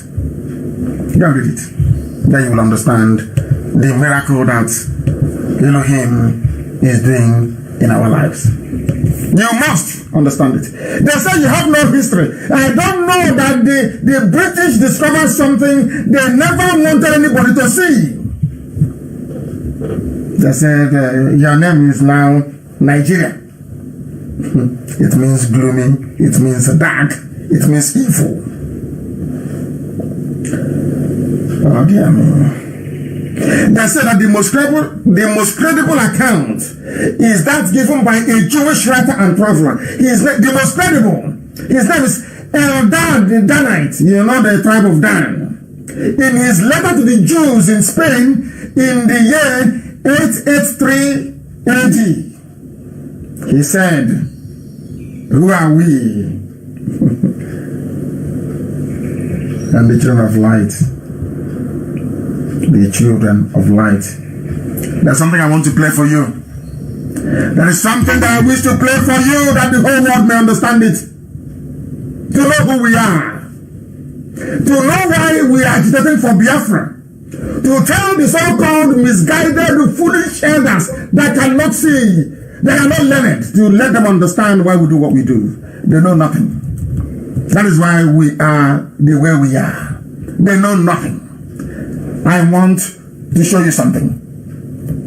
There's a possibility. Listen. The international community can be brought to bear. The UN. Listen. Human rights.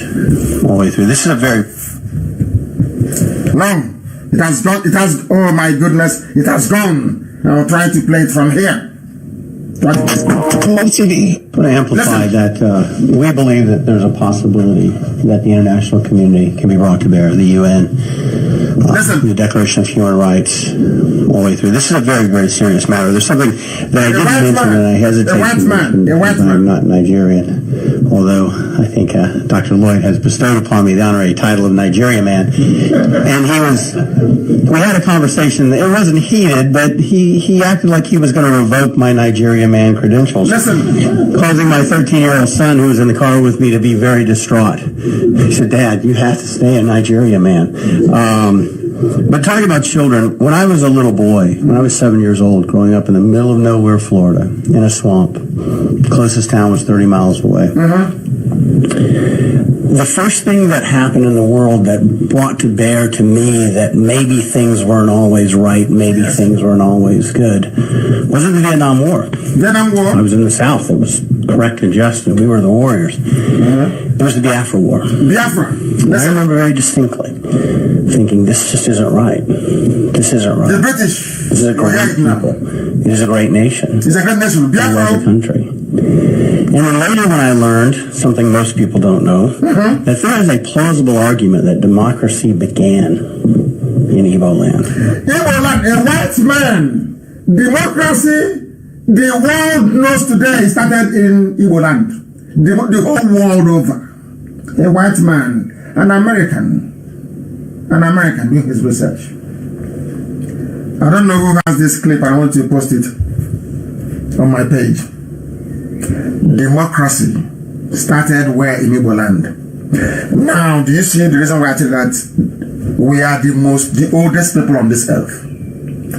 And if you don't have the grace of God, you cannot write. You cannot read and write. A white man doing research in America. This is why CNN will not carry our news. If you're wondering why BBC won't carry it, this is it. Because the white man understands what Biafra means. Blacks in Africa don't know.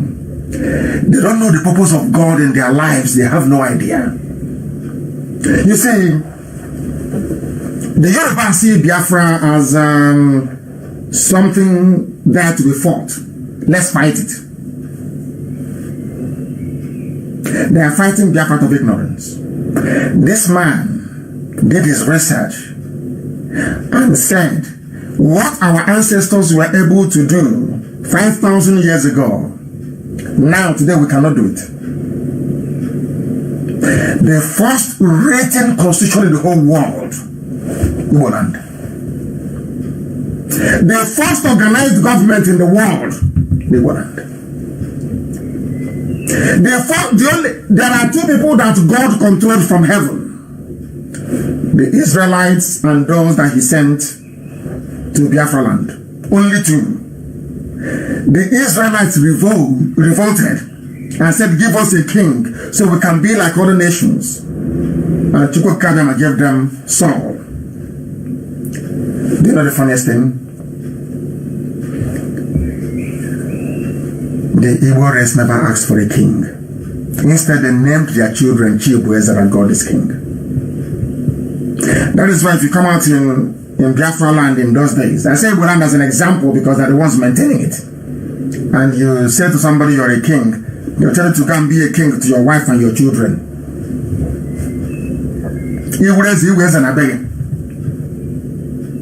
Now you understand how special we are. Now you understand why I fight for Biafra to be free. And I want my Yoruba brethren to understand, once Biafra is free, you're also very free. You'll be very rich, I assure you. Because it's a blessing from God in heaven, not man. And this is what the British never wanted you to know. They don't want you to know this, never. Because they want us to be saying it. And being a black man from Africa, if you're saying it, people won't believe you. The British saw this. That was why they said we must amalgamate them. They found Nnamdi Azikiwe, and Nnamdi Azikiwe was a willing tool of the devil. And he agreed. Mazi Mbonu Ojike wanted him, he said no. I'll play it again so you hear how special you are. I want you to understand how some of you don't know when we fight for Biafra. This is the reason why. We are the oldest of the oldest, the very ancient people. When I tell you that Igbo language is what they speak in heaven, you are doubting me. That is what they speak in heaven.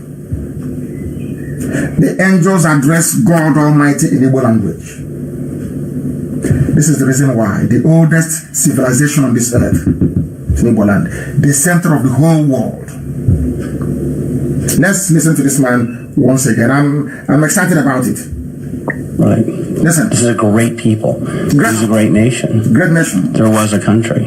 That was a country. And then later when I learned something most people don't know, that there is a plausible argument that democracy began in Igbo land. Democracy. The very first written constitution on this planet was written by the Igbo people. The Igbo wrote the first constitution, but Europeans don't want the world to know.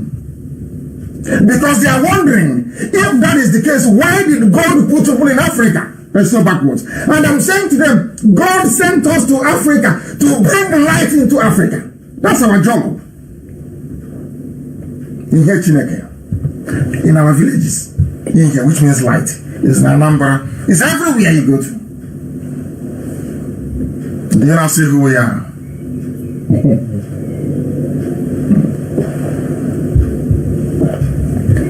The first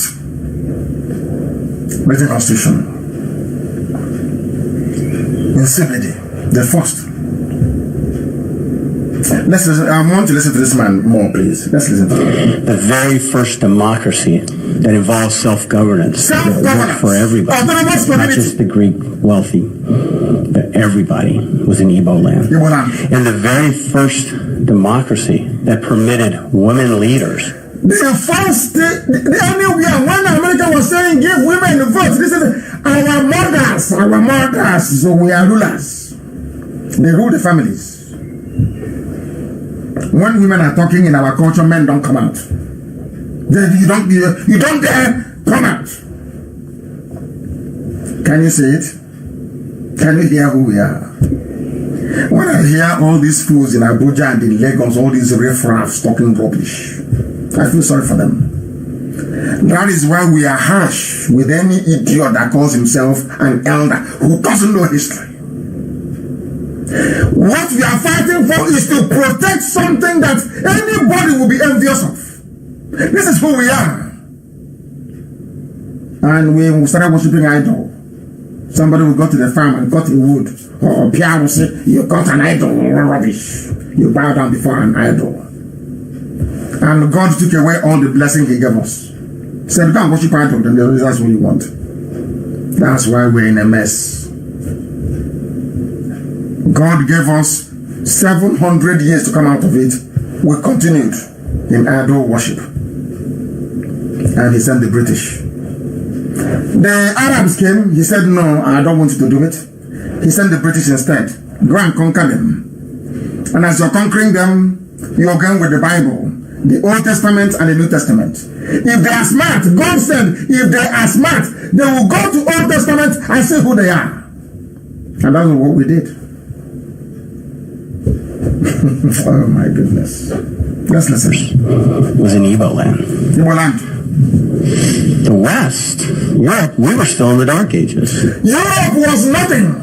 You see all these white men building aeroplane and going to the moon, they were nothing. When Biafra land was bubbling, when the kingdom of Biafra was at its peak with God Almighty in heaven as the ultimate king, Europe was nowhere. They were in the Stone Ages. They were nothing. Oh dear me. And yet the Igbo had figured out a way to have a just and meaningful government and a just and meaningful society and due process and fairness. And to this day, you see a great... Listen, due process and fairness. These things are weaved into our idioms we have, our proverbs. This is a white man teaching you who you are. Fairness. Which is the foundation of a constitution. Fairness. I want the world to hear this. Biafra means fairness. You can never cheat anybody and get away with it. Never. The Biafra land. Oh God in heaven.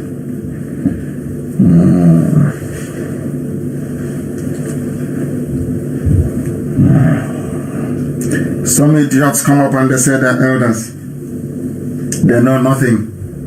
They are promoting one Nigeria, bringing the curse of God upon them and on their children. They know nothing. God said you cannot go into Nigeria, not a Nigerian.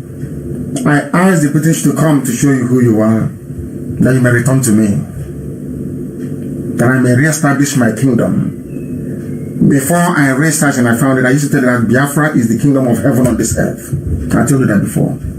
Before I did research and I discovered it. And I've shown it to you. Actually, it's on my page. Go to scroll down, you will see it. Kingdom of Biafra. It's there written. Which means that the name could have come from anywhere else. Apart from the people that they gave it to. The white man is now telling you who you are. The first organized system of government in the whole world. With fairness. With fairness. Fairness. That's who we are. And that is the Biafra we are going back to. That is, hey, Facebook again. They have kicked me out of my own page. Unbelievable.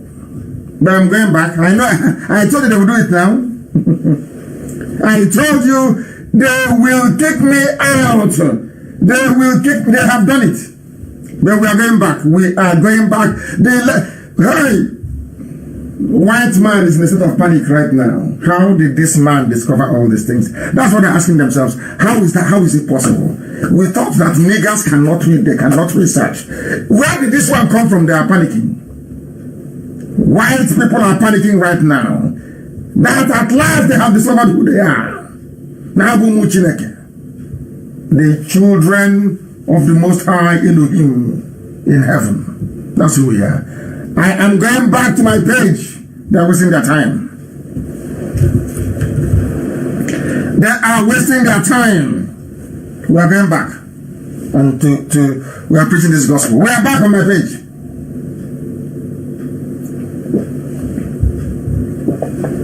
I know they kick me out. I'm sleeping back. That's what we are in this room. They will kick me out. But I'm not perturbed. I am not disturbed. They are mad. Do you think they can stop us? Of course not. Of course not. People are coming back as usual. They are sleeping back. Everywhere in the zoo is quiet.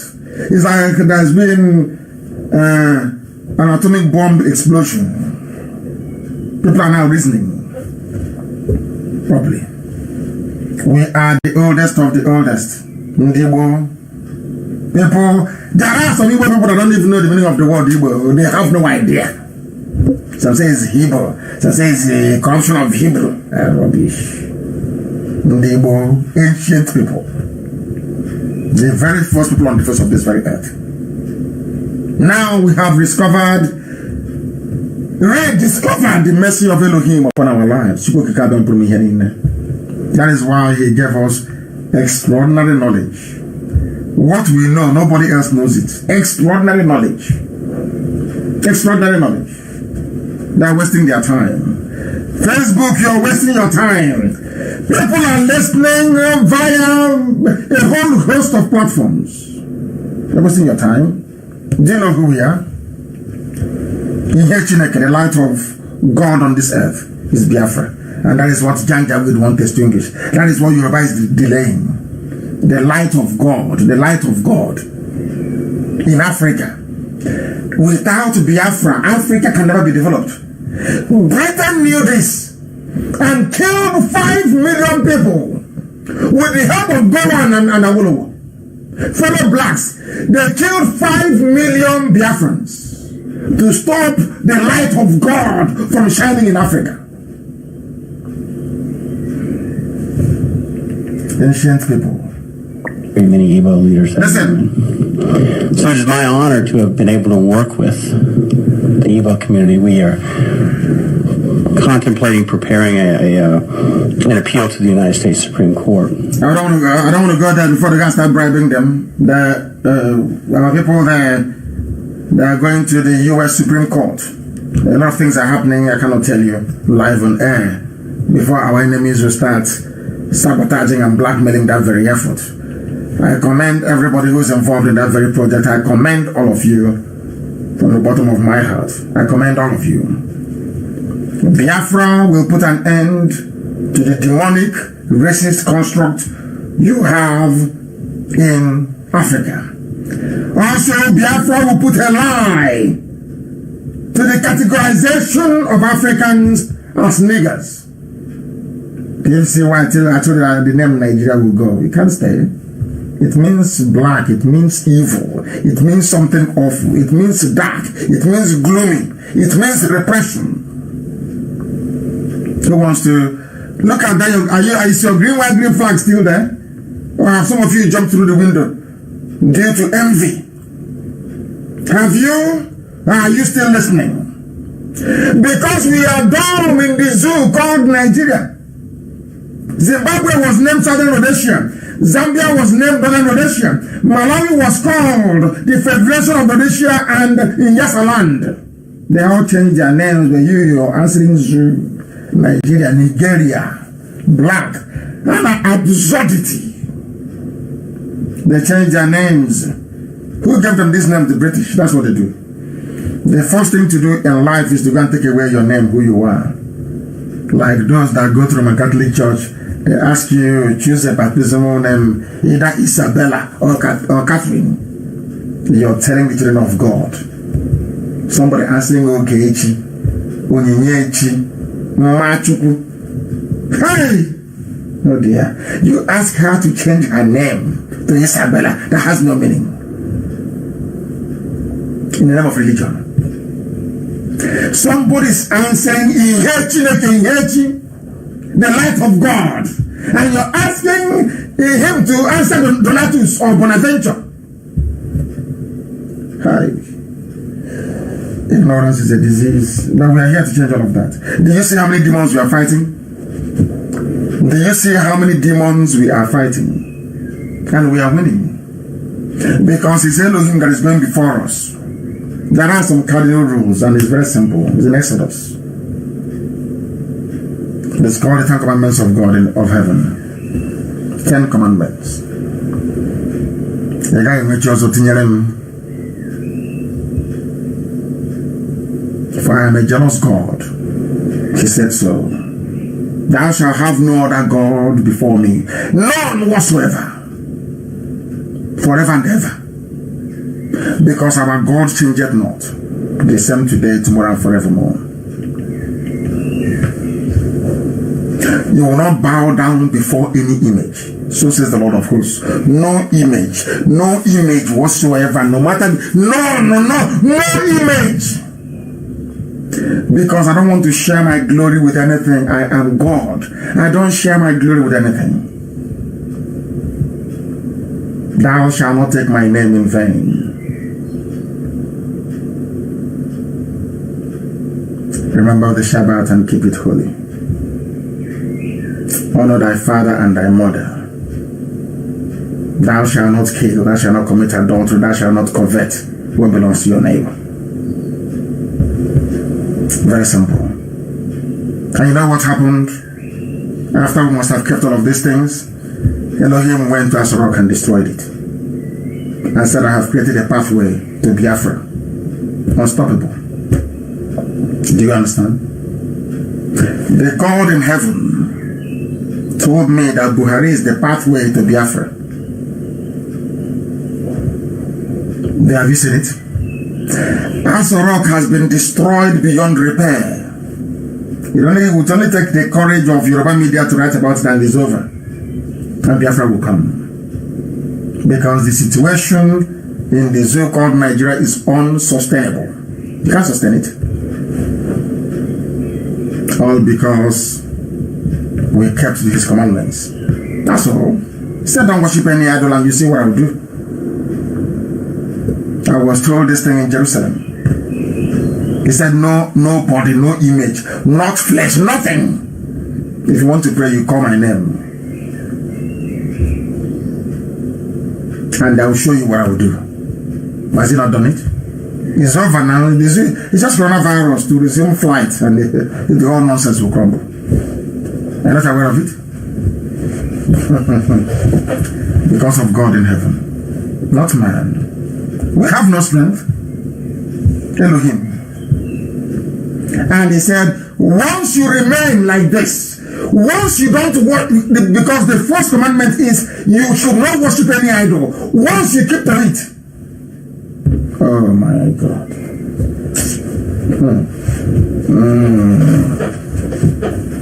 They understand. We have defeated darkness. Nigeria means nigger. It means darkness. It means an area of darkness. When you go to the, oh, darkness, flee. Oh, darkness, no, flee. I sent to Nigeria to flee. The name of Nigeria is darkness. That is the literal meaning of it, is darkness. Now you understand. When we call it a zoo, you don't understand. Now you know. Your pastors won't teach you these things in your Pentecostal churches. They can't teach you. They don't want you to learn anything. The other ones are busy cleansing our brain, telling us rubbish. When civilization started from Biafra land, the first organized governmental structure in the whole world started from Biafra land. That is why everybody is envious of who we are. They are just like IPOB, not like my good self. But unlike other people, I enjoy envy. I love when you're envious of what IPOB has achieved. I love it so much. I love to know that also what's not been answering. I love it. Because you can't stop us. You can gossip all you like, it's irrelevant to me. You can't stop us. Are you going to stop us? Who has gossip ever stopped before? If I want to leave here now to go to the kitchen, is gossip going to stop me from going to the kitchen? Some people give undue attention to idiots. I'm saying you are gossiping. Will it stop me from going to US after COVID-19 lockdown has been lifted? Some people, I don't know. I now come to the issue of Niger Delta. I want to show you how stupidity works in the zoo called Nigeria. An open letter to President Muhammadu Buhari, but the man writing the letter knows that Buhari is not there. Do you see the hypocrisy of the so-called elders?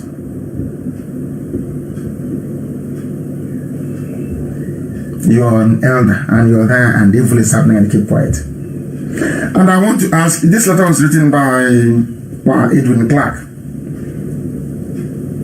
He was a traitor during the war. He sold Biafra. He was a very terrible man.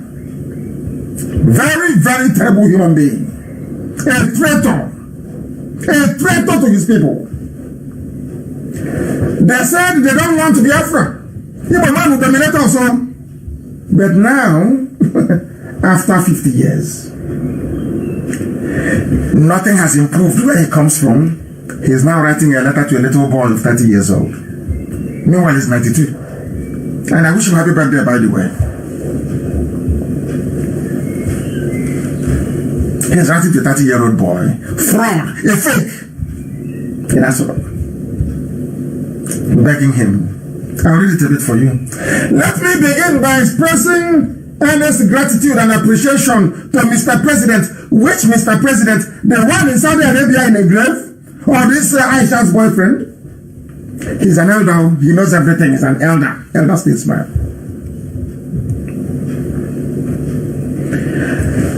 I thank you for congratulating me on my 92nd birthday. Sorry, he's now 93, sorry. I deeply cherish the thoughtful gesture and the kind remarks. As Mr. President rightly stated in the two congratulatory messages, I have rendered over 70 years of my life to the service of this country. Oh dear me.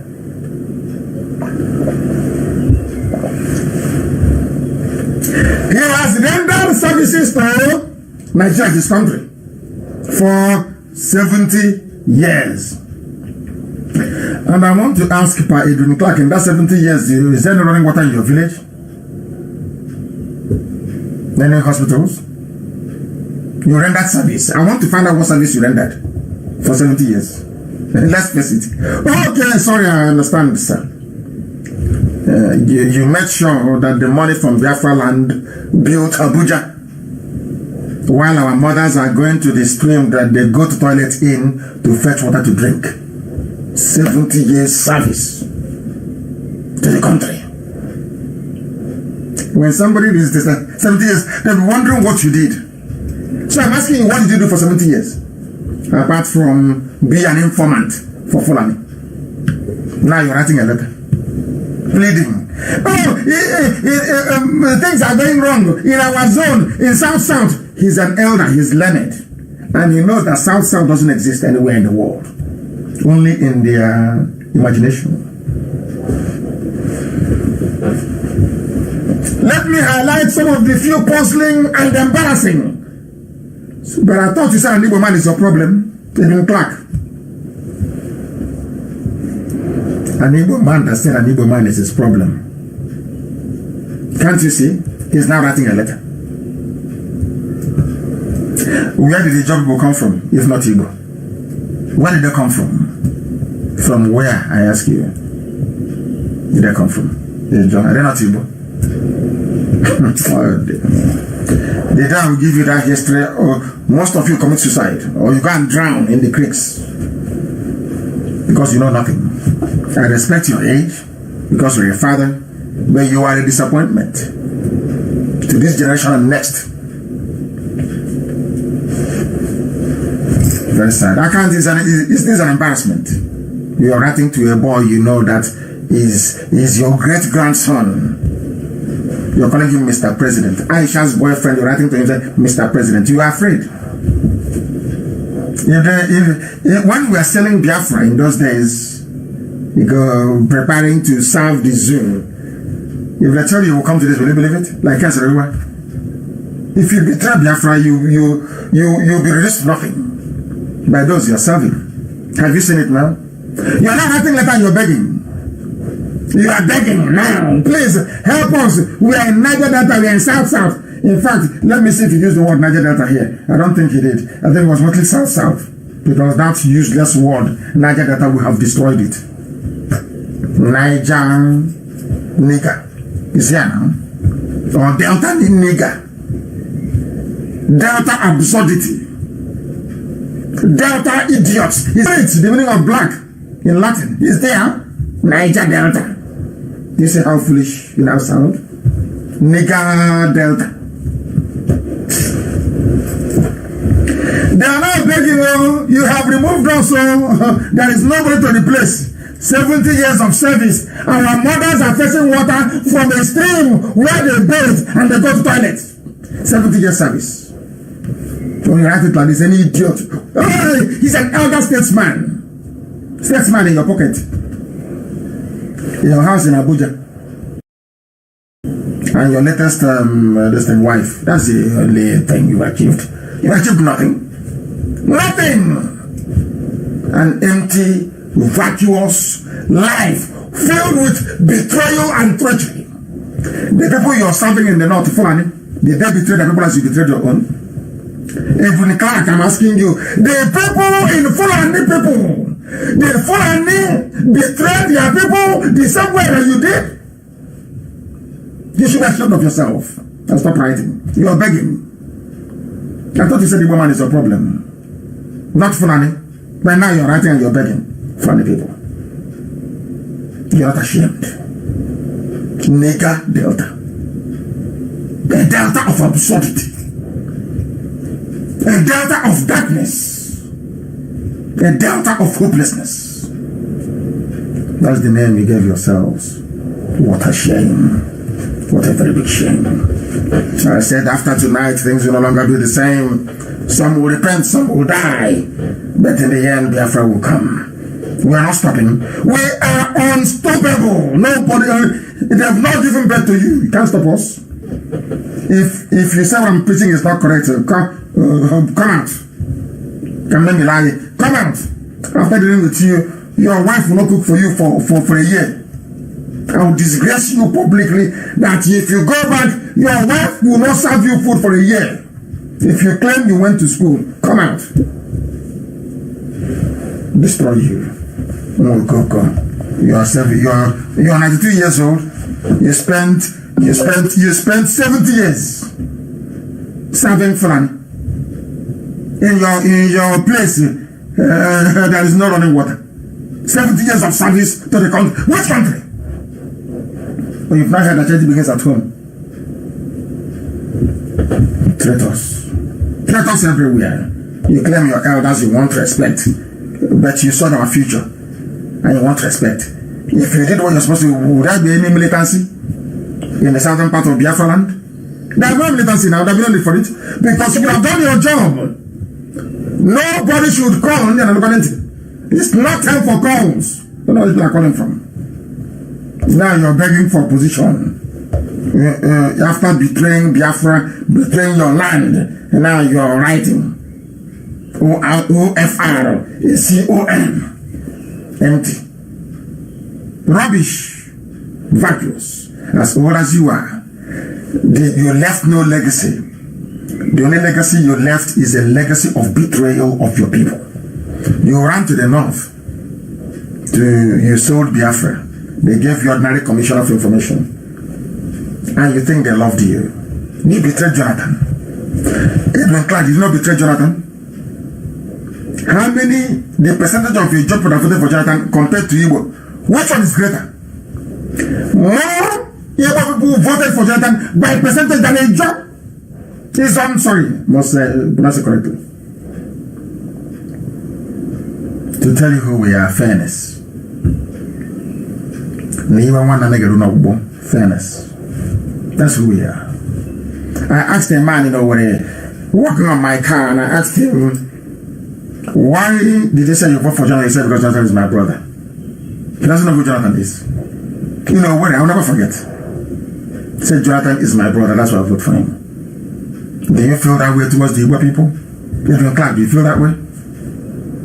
Despite all the betrayal, he said, Jonathan is my brother. Do you feel that way? Don't you have guilty conscience? You cannot even ask for forgiveness. All you betrayers during the war. Traitors everywhere. You're writing a letter to a 30-year-old boy. In the night, he will go to sleep with Aisha. In the night, you're writing a letter begging for appointment. You're not ashamed of yourself. You're begging for Niger Delta, so have they stolen all the money and taken it to the north. Look at, I want people to go and Google and projects and notes. The Air Force Hospital in Daura, Federal Polytechnic Daura, 18 billion University of Revolution inaugurated in Daura, Buhari sometime Daura to have battalion barracks after Air Force built reference hospital in his village, Daura. Katsina Refinery ready in 2021. Edwin Clark, do you see how people behave? Although Buhari is dead, they are doing everything in Daura in his name. What did you do for your people? Elder statesman. You're insulting an elder. What have you done for your people, Edwin Clark? Let me repeat what they have done since you betrayed Jonathan in 2015. Because you're a serial betrayer. You are a traitor to your people. You are a traitor to your people. And I pray that God will keep you alive to see Biafra because you are an evil man. You are an evil man. You represent a constituency within Izon that is poisonous. A very poisonous, full and controlled constituency. My happiness is that you people are in the minority. You are in the minority. If there is a place beside Izon now, 99.9% will vote for Biafra. I said 99.9 because they know who you traitors are. Because you appear on TV, because you write for newspapers, people don't know who you people are. But we know you. Let me remind you, the little boy that you're writing to, please help us now. Peter Saad is no longer there. You removed him. Let me remind you what they did in Daura. People that have brain. Unlike you, an elder, you claim 70. Let me. Okay. Yeah, they've been there now for less than 6 years. Let me tell you what they have done. You've been serving the zoo for 70 years with nothing. Let me tell you what they have done in 6 years. Listen carefully. Air Force Base, Hospital, Daura. Federal Polytechnical, Daura. 18 billion, University of Daura. Air Force Barracks, Daura. Katsina Refinery, Daura, ready in 2021. Rail line from Kano to Daura, only 6 years old. You are 70 years and you are begging, writing letter. I'm begging you now, we are South. Please give us one position, at least. The person you are begging, I'm reading out for you what they have done in their village. NDA trains 1,000 women in Katsina. Federal government constructs transmission station in Daura. Federal government approves 2 billion for building of Foodmas Medical School in Daura. Do you want more? 70 years of service. You are writing a letter begging for a position in NNPC, and you want me to respect you. Do you see the price of treachery? The same way that I tell you all the time, one day you will pay. You don't know what God was doing with IPOB. You had no clue because you're blind in the spirit. Some of you cannot see. You want us to go and take a keg of palm wine to come to your house begging you as an elder. When we started, something, if you are honest, something should have told you that these people mean well for everybody. But because of treachery and betrayal which runs in your blood, you betrayed IPOB. And people came shooting and killing innocent young men in my house. And all some of you fools can think about is you are insulting your elders because you're older, maybe by 8 or 9 years. That's all. Some said we didn't insult our parents that way because our parents, our grandfathers were not as stupid as people are. They believed in the truth. If you go to outside and bring money home, they will kill you. I still remember. If your mother finds you with money, you are finished. After dealing with you, they'll wait for your father to come back. She will report you to your dad. Your dad will even want to bury you alive, and that's where you got the money from.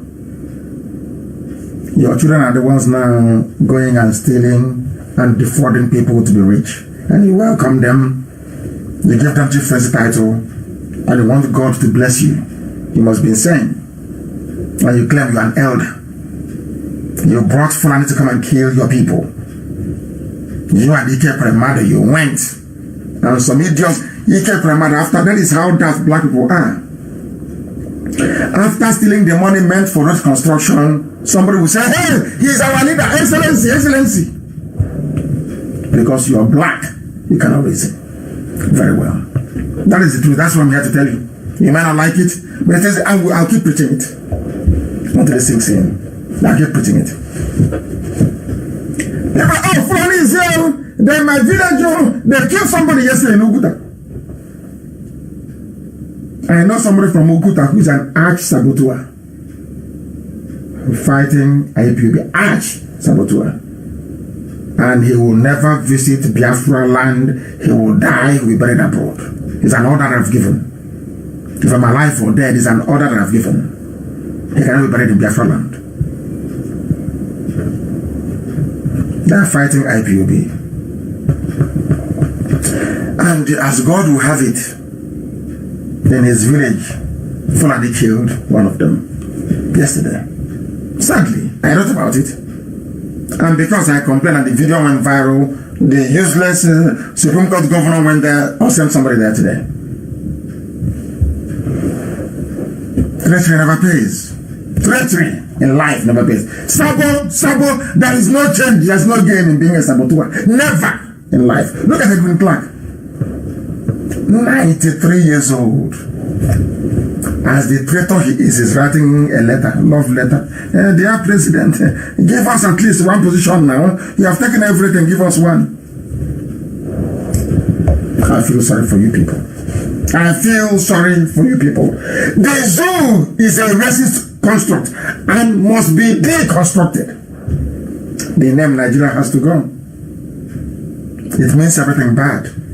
And do you imagine how the whites are laughing at you idiotic Nigerians? Nah, I went to Africa and I called them nigger and they're jumping up and down. Now they're answering nigger. You're a disgrace to yourself, to your children, and generations yet to be born. Now, I keep saying it all the time, I speak the truth always. Anything I say here is because I want you to change for the better. Do you actually know that our cultures in the zoo are different, our value systems, how we are? And once Biafra comes, there will be no kings either in Biafra land, or else God will destroy it. Once you call somebody a king in the land of Biafra, God will destroy Biafra land. There will be no kings in Biafra land. There will be traditional rulers, custodians of our culture. That's all. No title of king. Because Chigwe is a God is king. There is only one king in the world, which is God in heaven. Our cultures are different. In Yoruba land, they have kings. In Benin, they have a king. In Janjaweed territory, they have kings. They have emirs from Fulani, from Futajalo. Even in the zoo called Nigeria in the north, you have the Fulani. The type of names they answer, they are more related to the Arabs than you and I, who are from the south. Now listen carefully to this. I am going to apportion blame tonight before I bring this program to a close. I will blame those who deserve to be blamed tonight. And get your pen and piece of paper and write it down somewhere. And you'll be shocked. The reason why Nigeria is suffering today is because of Yoruba people. That is the truth. And I'll prove it to you. Write it down. Yoruba politicians, their media, hey, they are commentators, the so-called intellectuals. They are the reason why Nigeria is in a mess. Number one reason, or number one proof. Do you see what is happening today with Osinbajo? It has happened before. And Google it. The name of the man is Brigadier Ogundipe. O-G-U-N-D-I-P-E. Brigadier Ogundipe. Google it. He should have replaced Ironsi. The same Fulani people wanted a gun at him. And he left, accepted to be a diplomat. They shipped him to England. Number one. Osinbajo is now missing. Osinbajo is missing. Number two, again, no. Are Yorubas asking after him? No.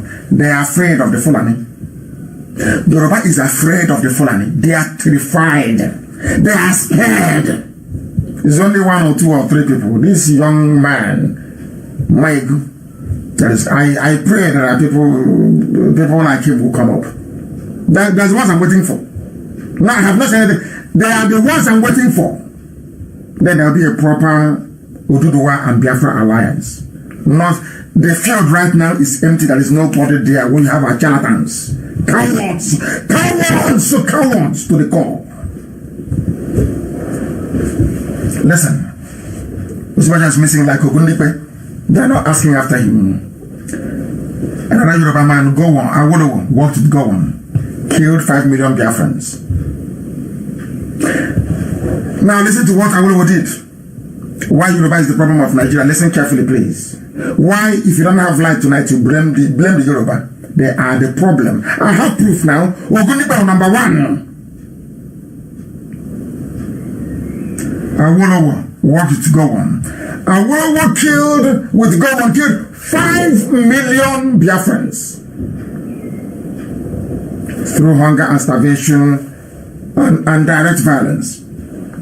He wasn't happy. Awolowo was not happy. He wasn't happy. Awolowo went further to take our money. But funny enough, they did not take the money belonging to the father of Onyangwodo by his own admission.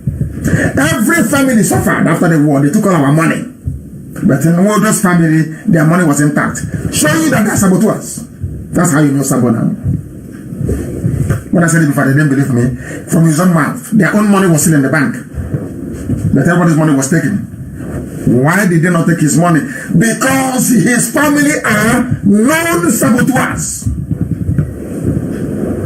Those of you that call yourself elders, open your ears and listen carefully.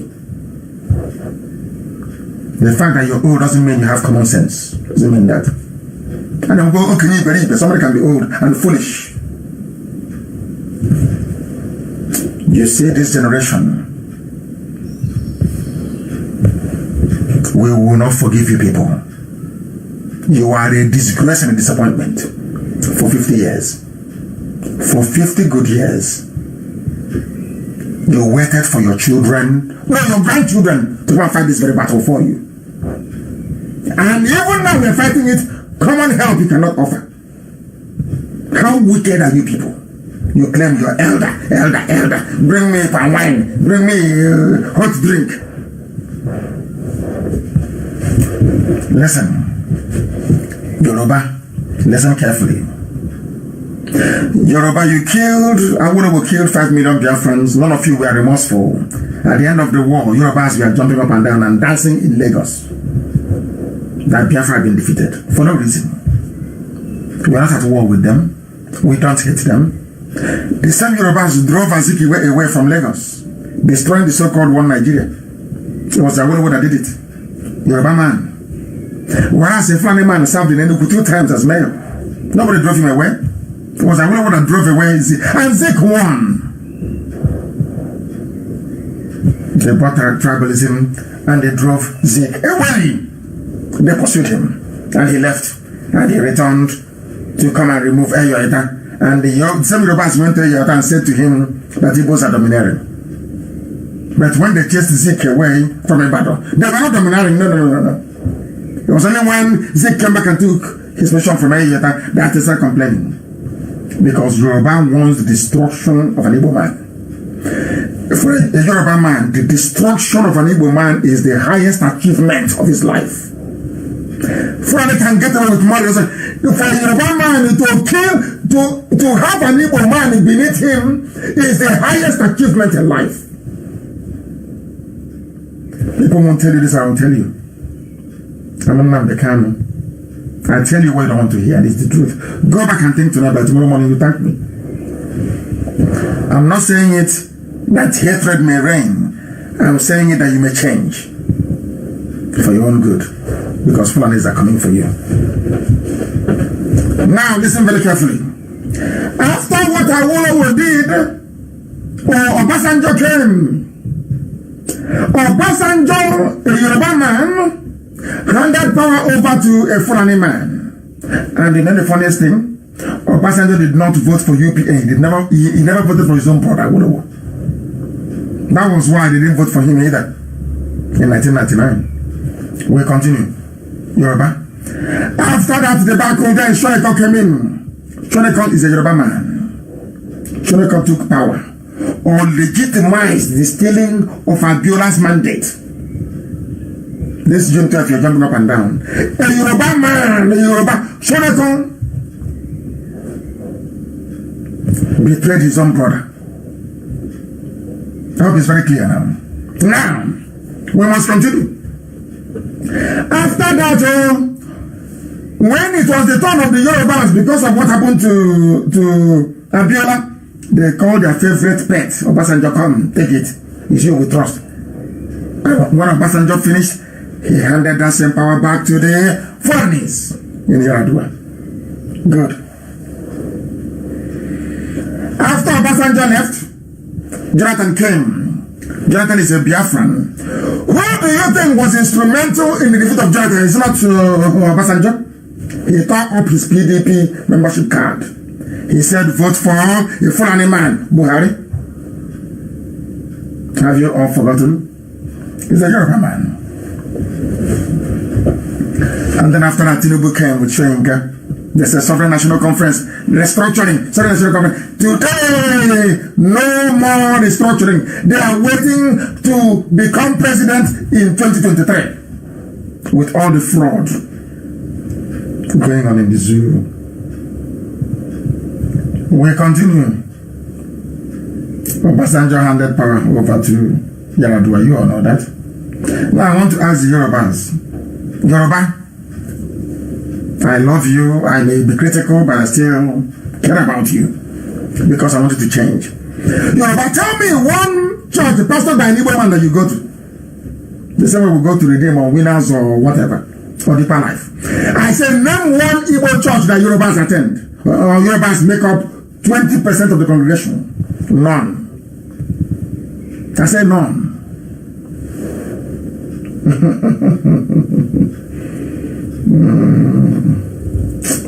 Where do I start and where do I finish? Which business run by a Biafran have the Yorubas ever invested in? The answer is none. And the Yorubas since 1960. Have the Yorubas ever voted for an Igbo man before? A Biafran? Even Jonathan, did you vote for him? I will ask Yoruba again. Have you ever voted for an Igbo man before since 1960? Yoruba? Simple question. But he was voted for Abiola, didn't they? The same was they voted for Obasanjo 2 times. Even against the Kweme in the primaries. I want to ask Yoruba, have you ever voted? I want to prove to you that what I'm saying is not born out of malice. I want to prove it to you. That your hatred for an Igbo man is unreasonable, is unfounded. It shouldn't happen in the first place.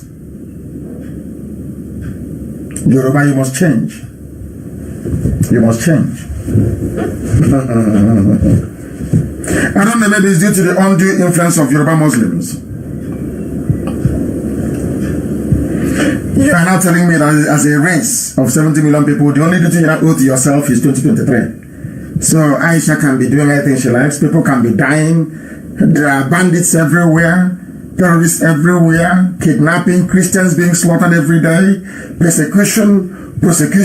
Everything happening. So Yoruba, you're telling me 70 million of you will just keep quiet until 2023? Is that what you're saying? Because of presidency? Because of money? You sell your soul to the devil? Yoruba, you will sell your soul to the devil? Oh dear. Oh dear. They say we don't respect people. If you go to Japan, they respect their elders. Of course they do. But if you're an elder and you mess up in Japan, they will come to you and tell you to go and commit suicide. That's what they will tell you. Character, they call it. You can't commit suicide. It's the most honorable way to die. If you're an elder and you're a fool, you can't commit suicide. That's what they're there. You cannot expect me to respect an elder that says the truth and decides to follow lies. Yoruba, I'm asking you tonight, is that boy in Asarok, is he Buhari? Is that boy in Asarok Buhari? Yoruba, answer me. If he is not Buhari, then what are you doing about it? As people that claim you fear God, you go to Pentecostal churches and all this nonsense. You fear God.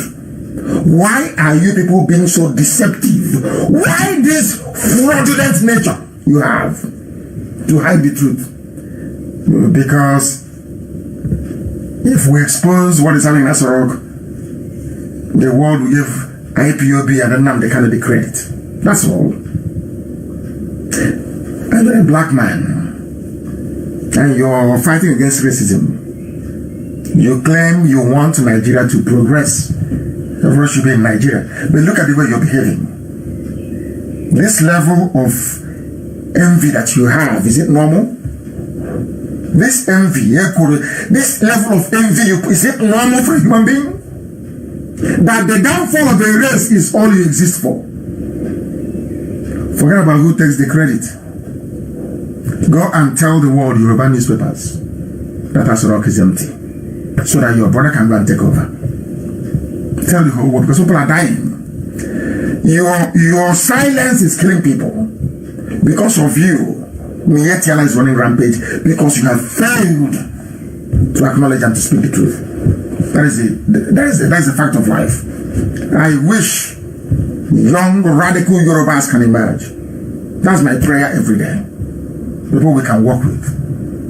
Because this crop of people you have now, God forbid. God forbid.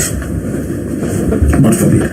They say the Nigeria is too weak to break, according to Governor Sule Lamido, because the Yoruba media have allowed it to be that way. But there's something the man said which is correct. There is a confederation of corrupt criminals called politicians. Confederation.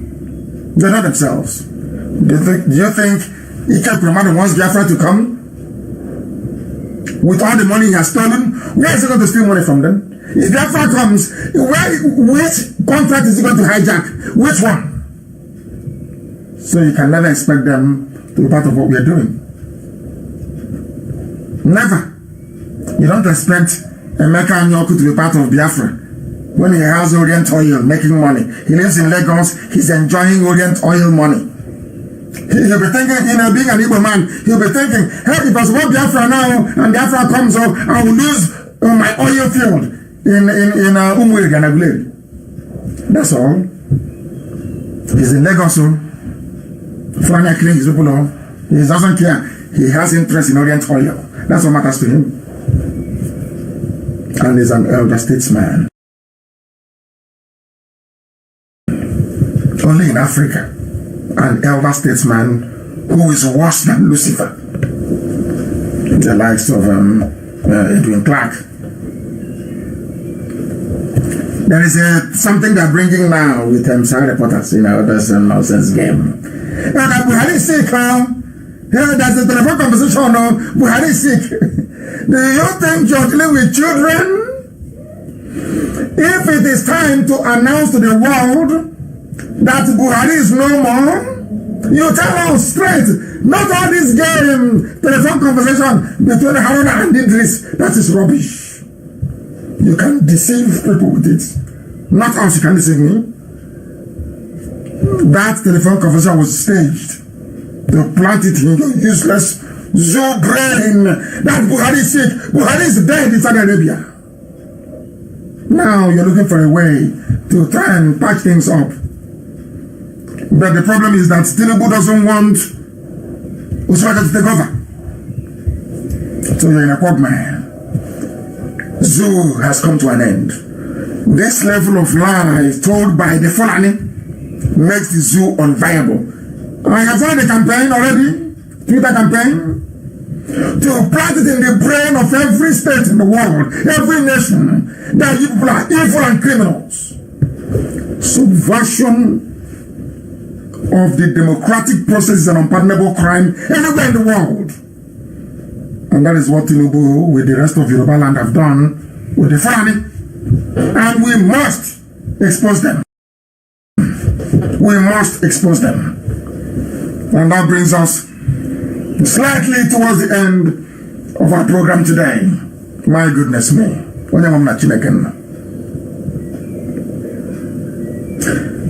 Because we are going to mount a very sustained campaign in the media. Because you cannot trust Yoruba media. Some of you ask me, but we have not seen you in CNN. Do you know why we are not in CNN? Yoruba are the ones causing it. How? Because Bukola Adebayo Bukola Adebayo is the CNN correspondent for the southern part of Nigeria. Bukola Adebayo. He will never write about Biafra. Bukola Adebayo is the CNN correspondent. He will never write about Biafra. These are the people that Satan is using to suppress this march to freedom. So don't blame CNN. It's Yoruba. Yoruba is president. Their hatred for an Igbo man is you cannot understand it. Why? I have no idea. Yoruba came to this life just to hate an Igbo man. That's their job. That is their job. Those of you asking us, why can CNN never carry our news? Concerning the Yoruba is the problem. Yoruba is the problem. I don't know why. And our people in Nollywood, they could have used Nollywood movies to promote what we are doing. They're busy talking rubbish. Plus, rubbish, talking jazz. Yoruba is using their media. Yoruba use their media to get all of you to be attending Deeper Life Church, Winners Chapel, Redeem. They use their media to tell you that there are only miracles on. These are former Muslims. Former Muslims, they saw money in Christianity and they came to Christianity. It's the truth. Our own, the little Nollywood we control, is every talking no. They demonize our own culture. Something that we are not.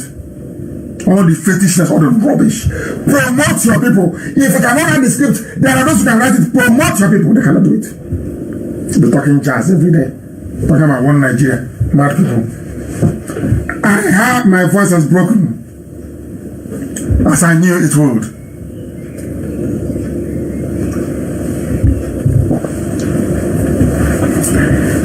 This very evening I'm announcing that every IPOB family unit in the world, because you are going to bypass the Yoruba media.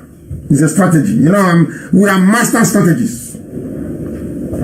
Everybody who is a Biafran, friends of Biafra all over the world, there is going to be a campaign in the next 4 weeks. As long as you use a smartphone, you must be on Twitter and Facebook. Including our grandmother. If you're buying your grandmother a smartphone, make sure you download Twitter. Somebody will tweet for her. We are going to bypass Yoruba media and take our message to the whole world. Anything I ask you to do, please do it. We are going to appoint a media officer attached to every family unit in the whole world. And I will also appoint somebody in the DOS to be responsible for the work that people are doing. Their job is, anywhere a Biafran owns a smartphone in the world, you download Twitter for them. They must follow me, and you must follow each other. Very, very important. And then you see how we collapse the zoo with relative ease. That time, Yoruba media becomes impotent. They can no longer stop us. We are now going to take our news to the whole world. Me just writing it is not enough. We need critical mass. I am telling you that Twitter is even more potent than Facebook. Facebook is for gossiping. When we fight, I love the fight anyway. Because if I don't have any enemy, I'm not very happy. I love enemies. The more they are, the better for me. That is why we are at the top of our game. That is the trick. The reason why IPOB is preeminent is because we love fighting. Bring it on, we'll fight. Even when things are very normal, everybody is loving each other. I put trouble in. I love trouble.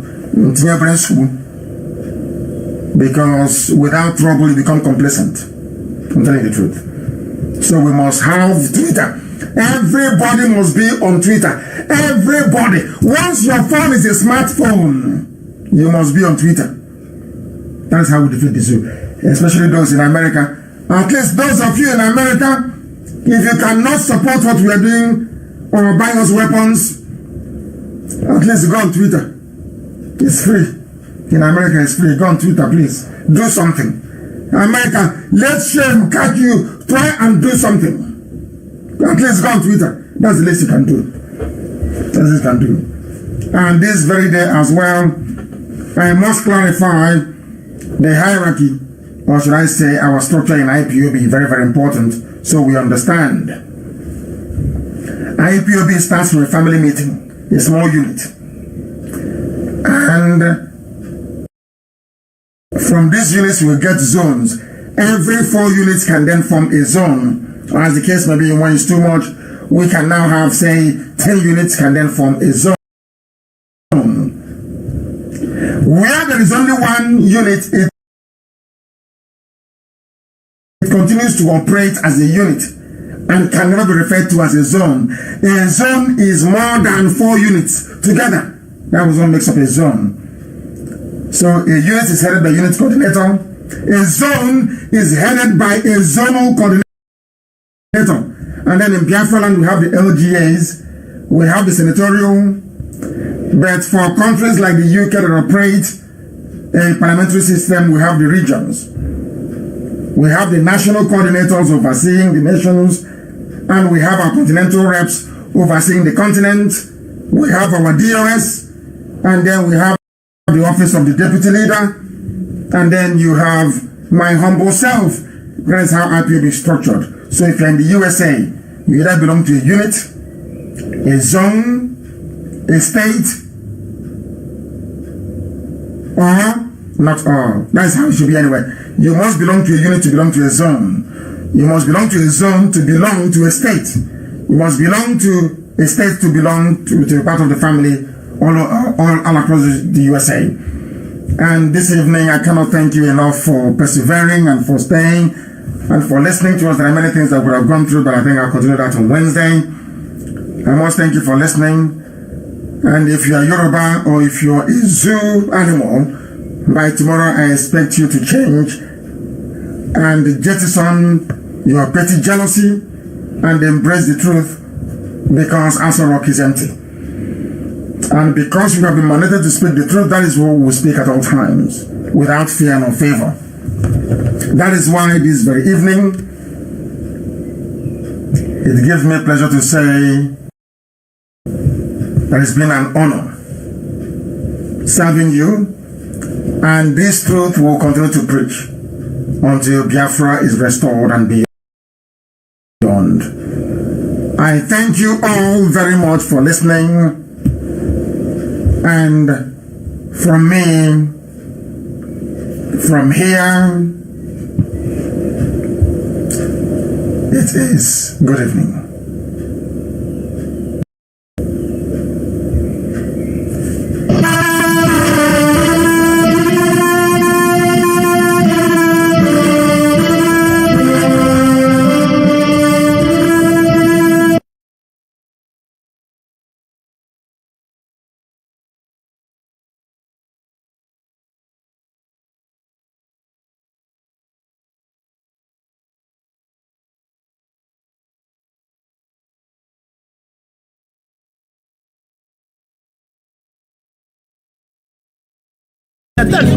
Me have to tell you what happened in my country.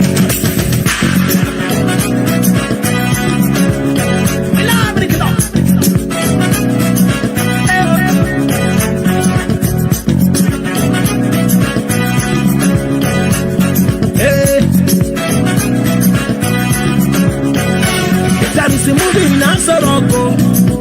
Actor don't die. Post go exile. If they go over, that is a movie in Asoroko. Them don't say the night.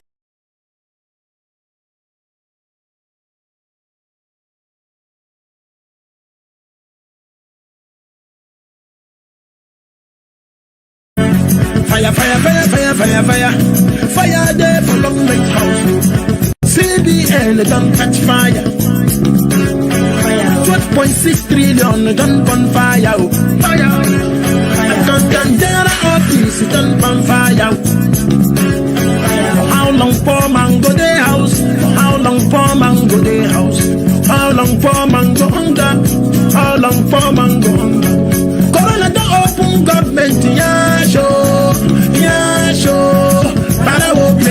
government house.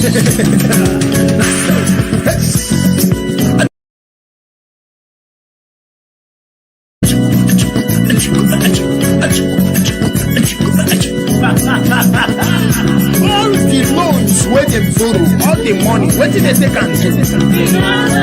Corona don't open government, yeah, show.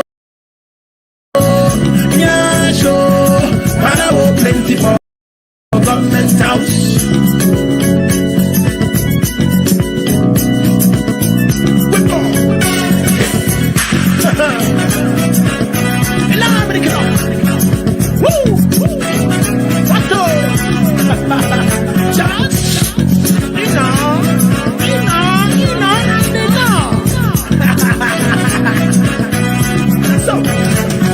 The movie in Asoroko, actor don't die, oh.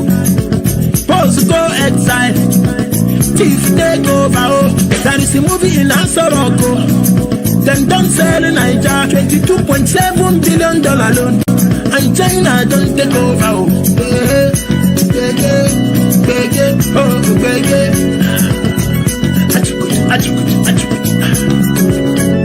Federal government make a law. Federal government to break the law. Social distance na poor man wahala. Sit at home na poor man to make up for no food. But when chief of staff he come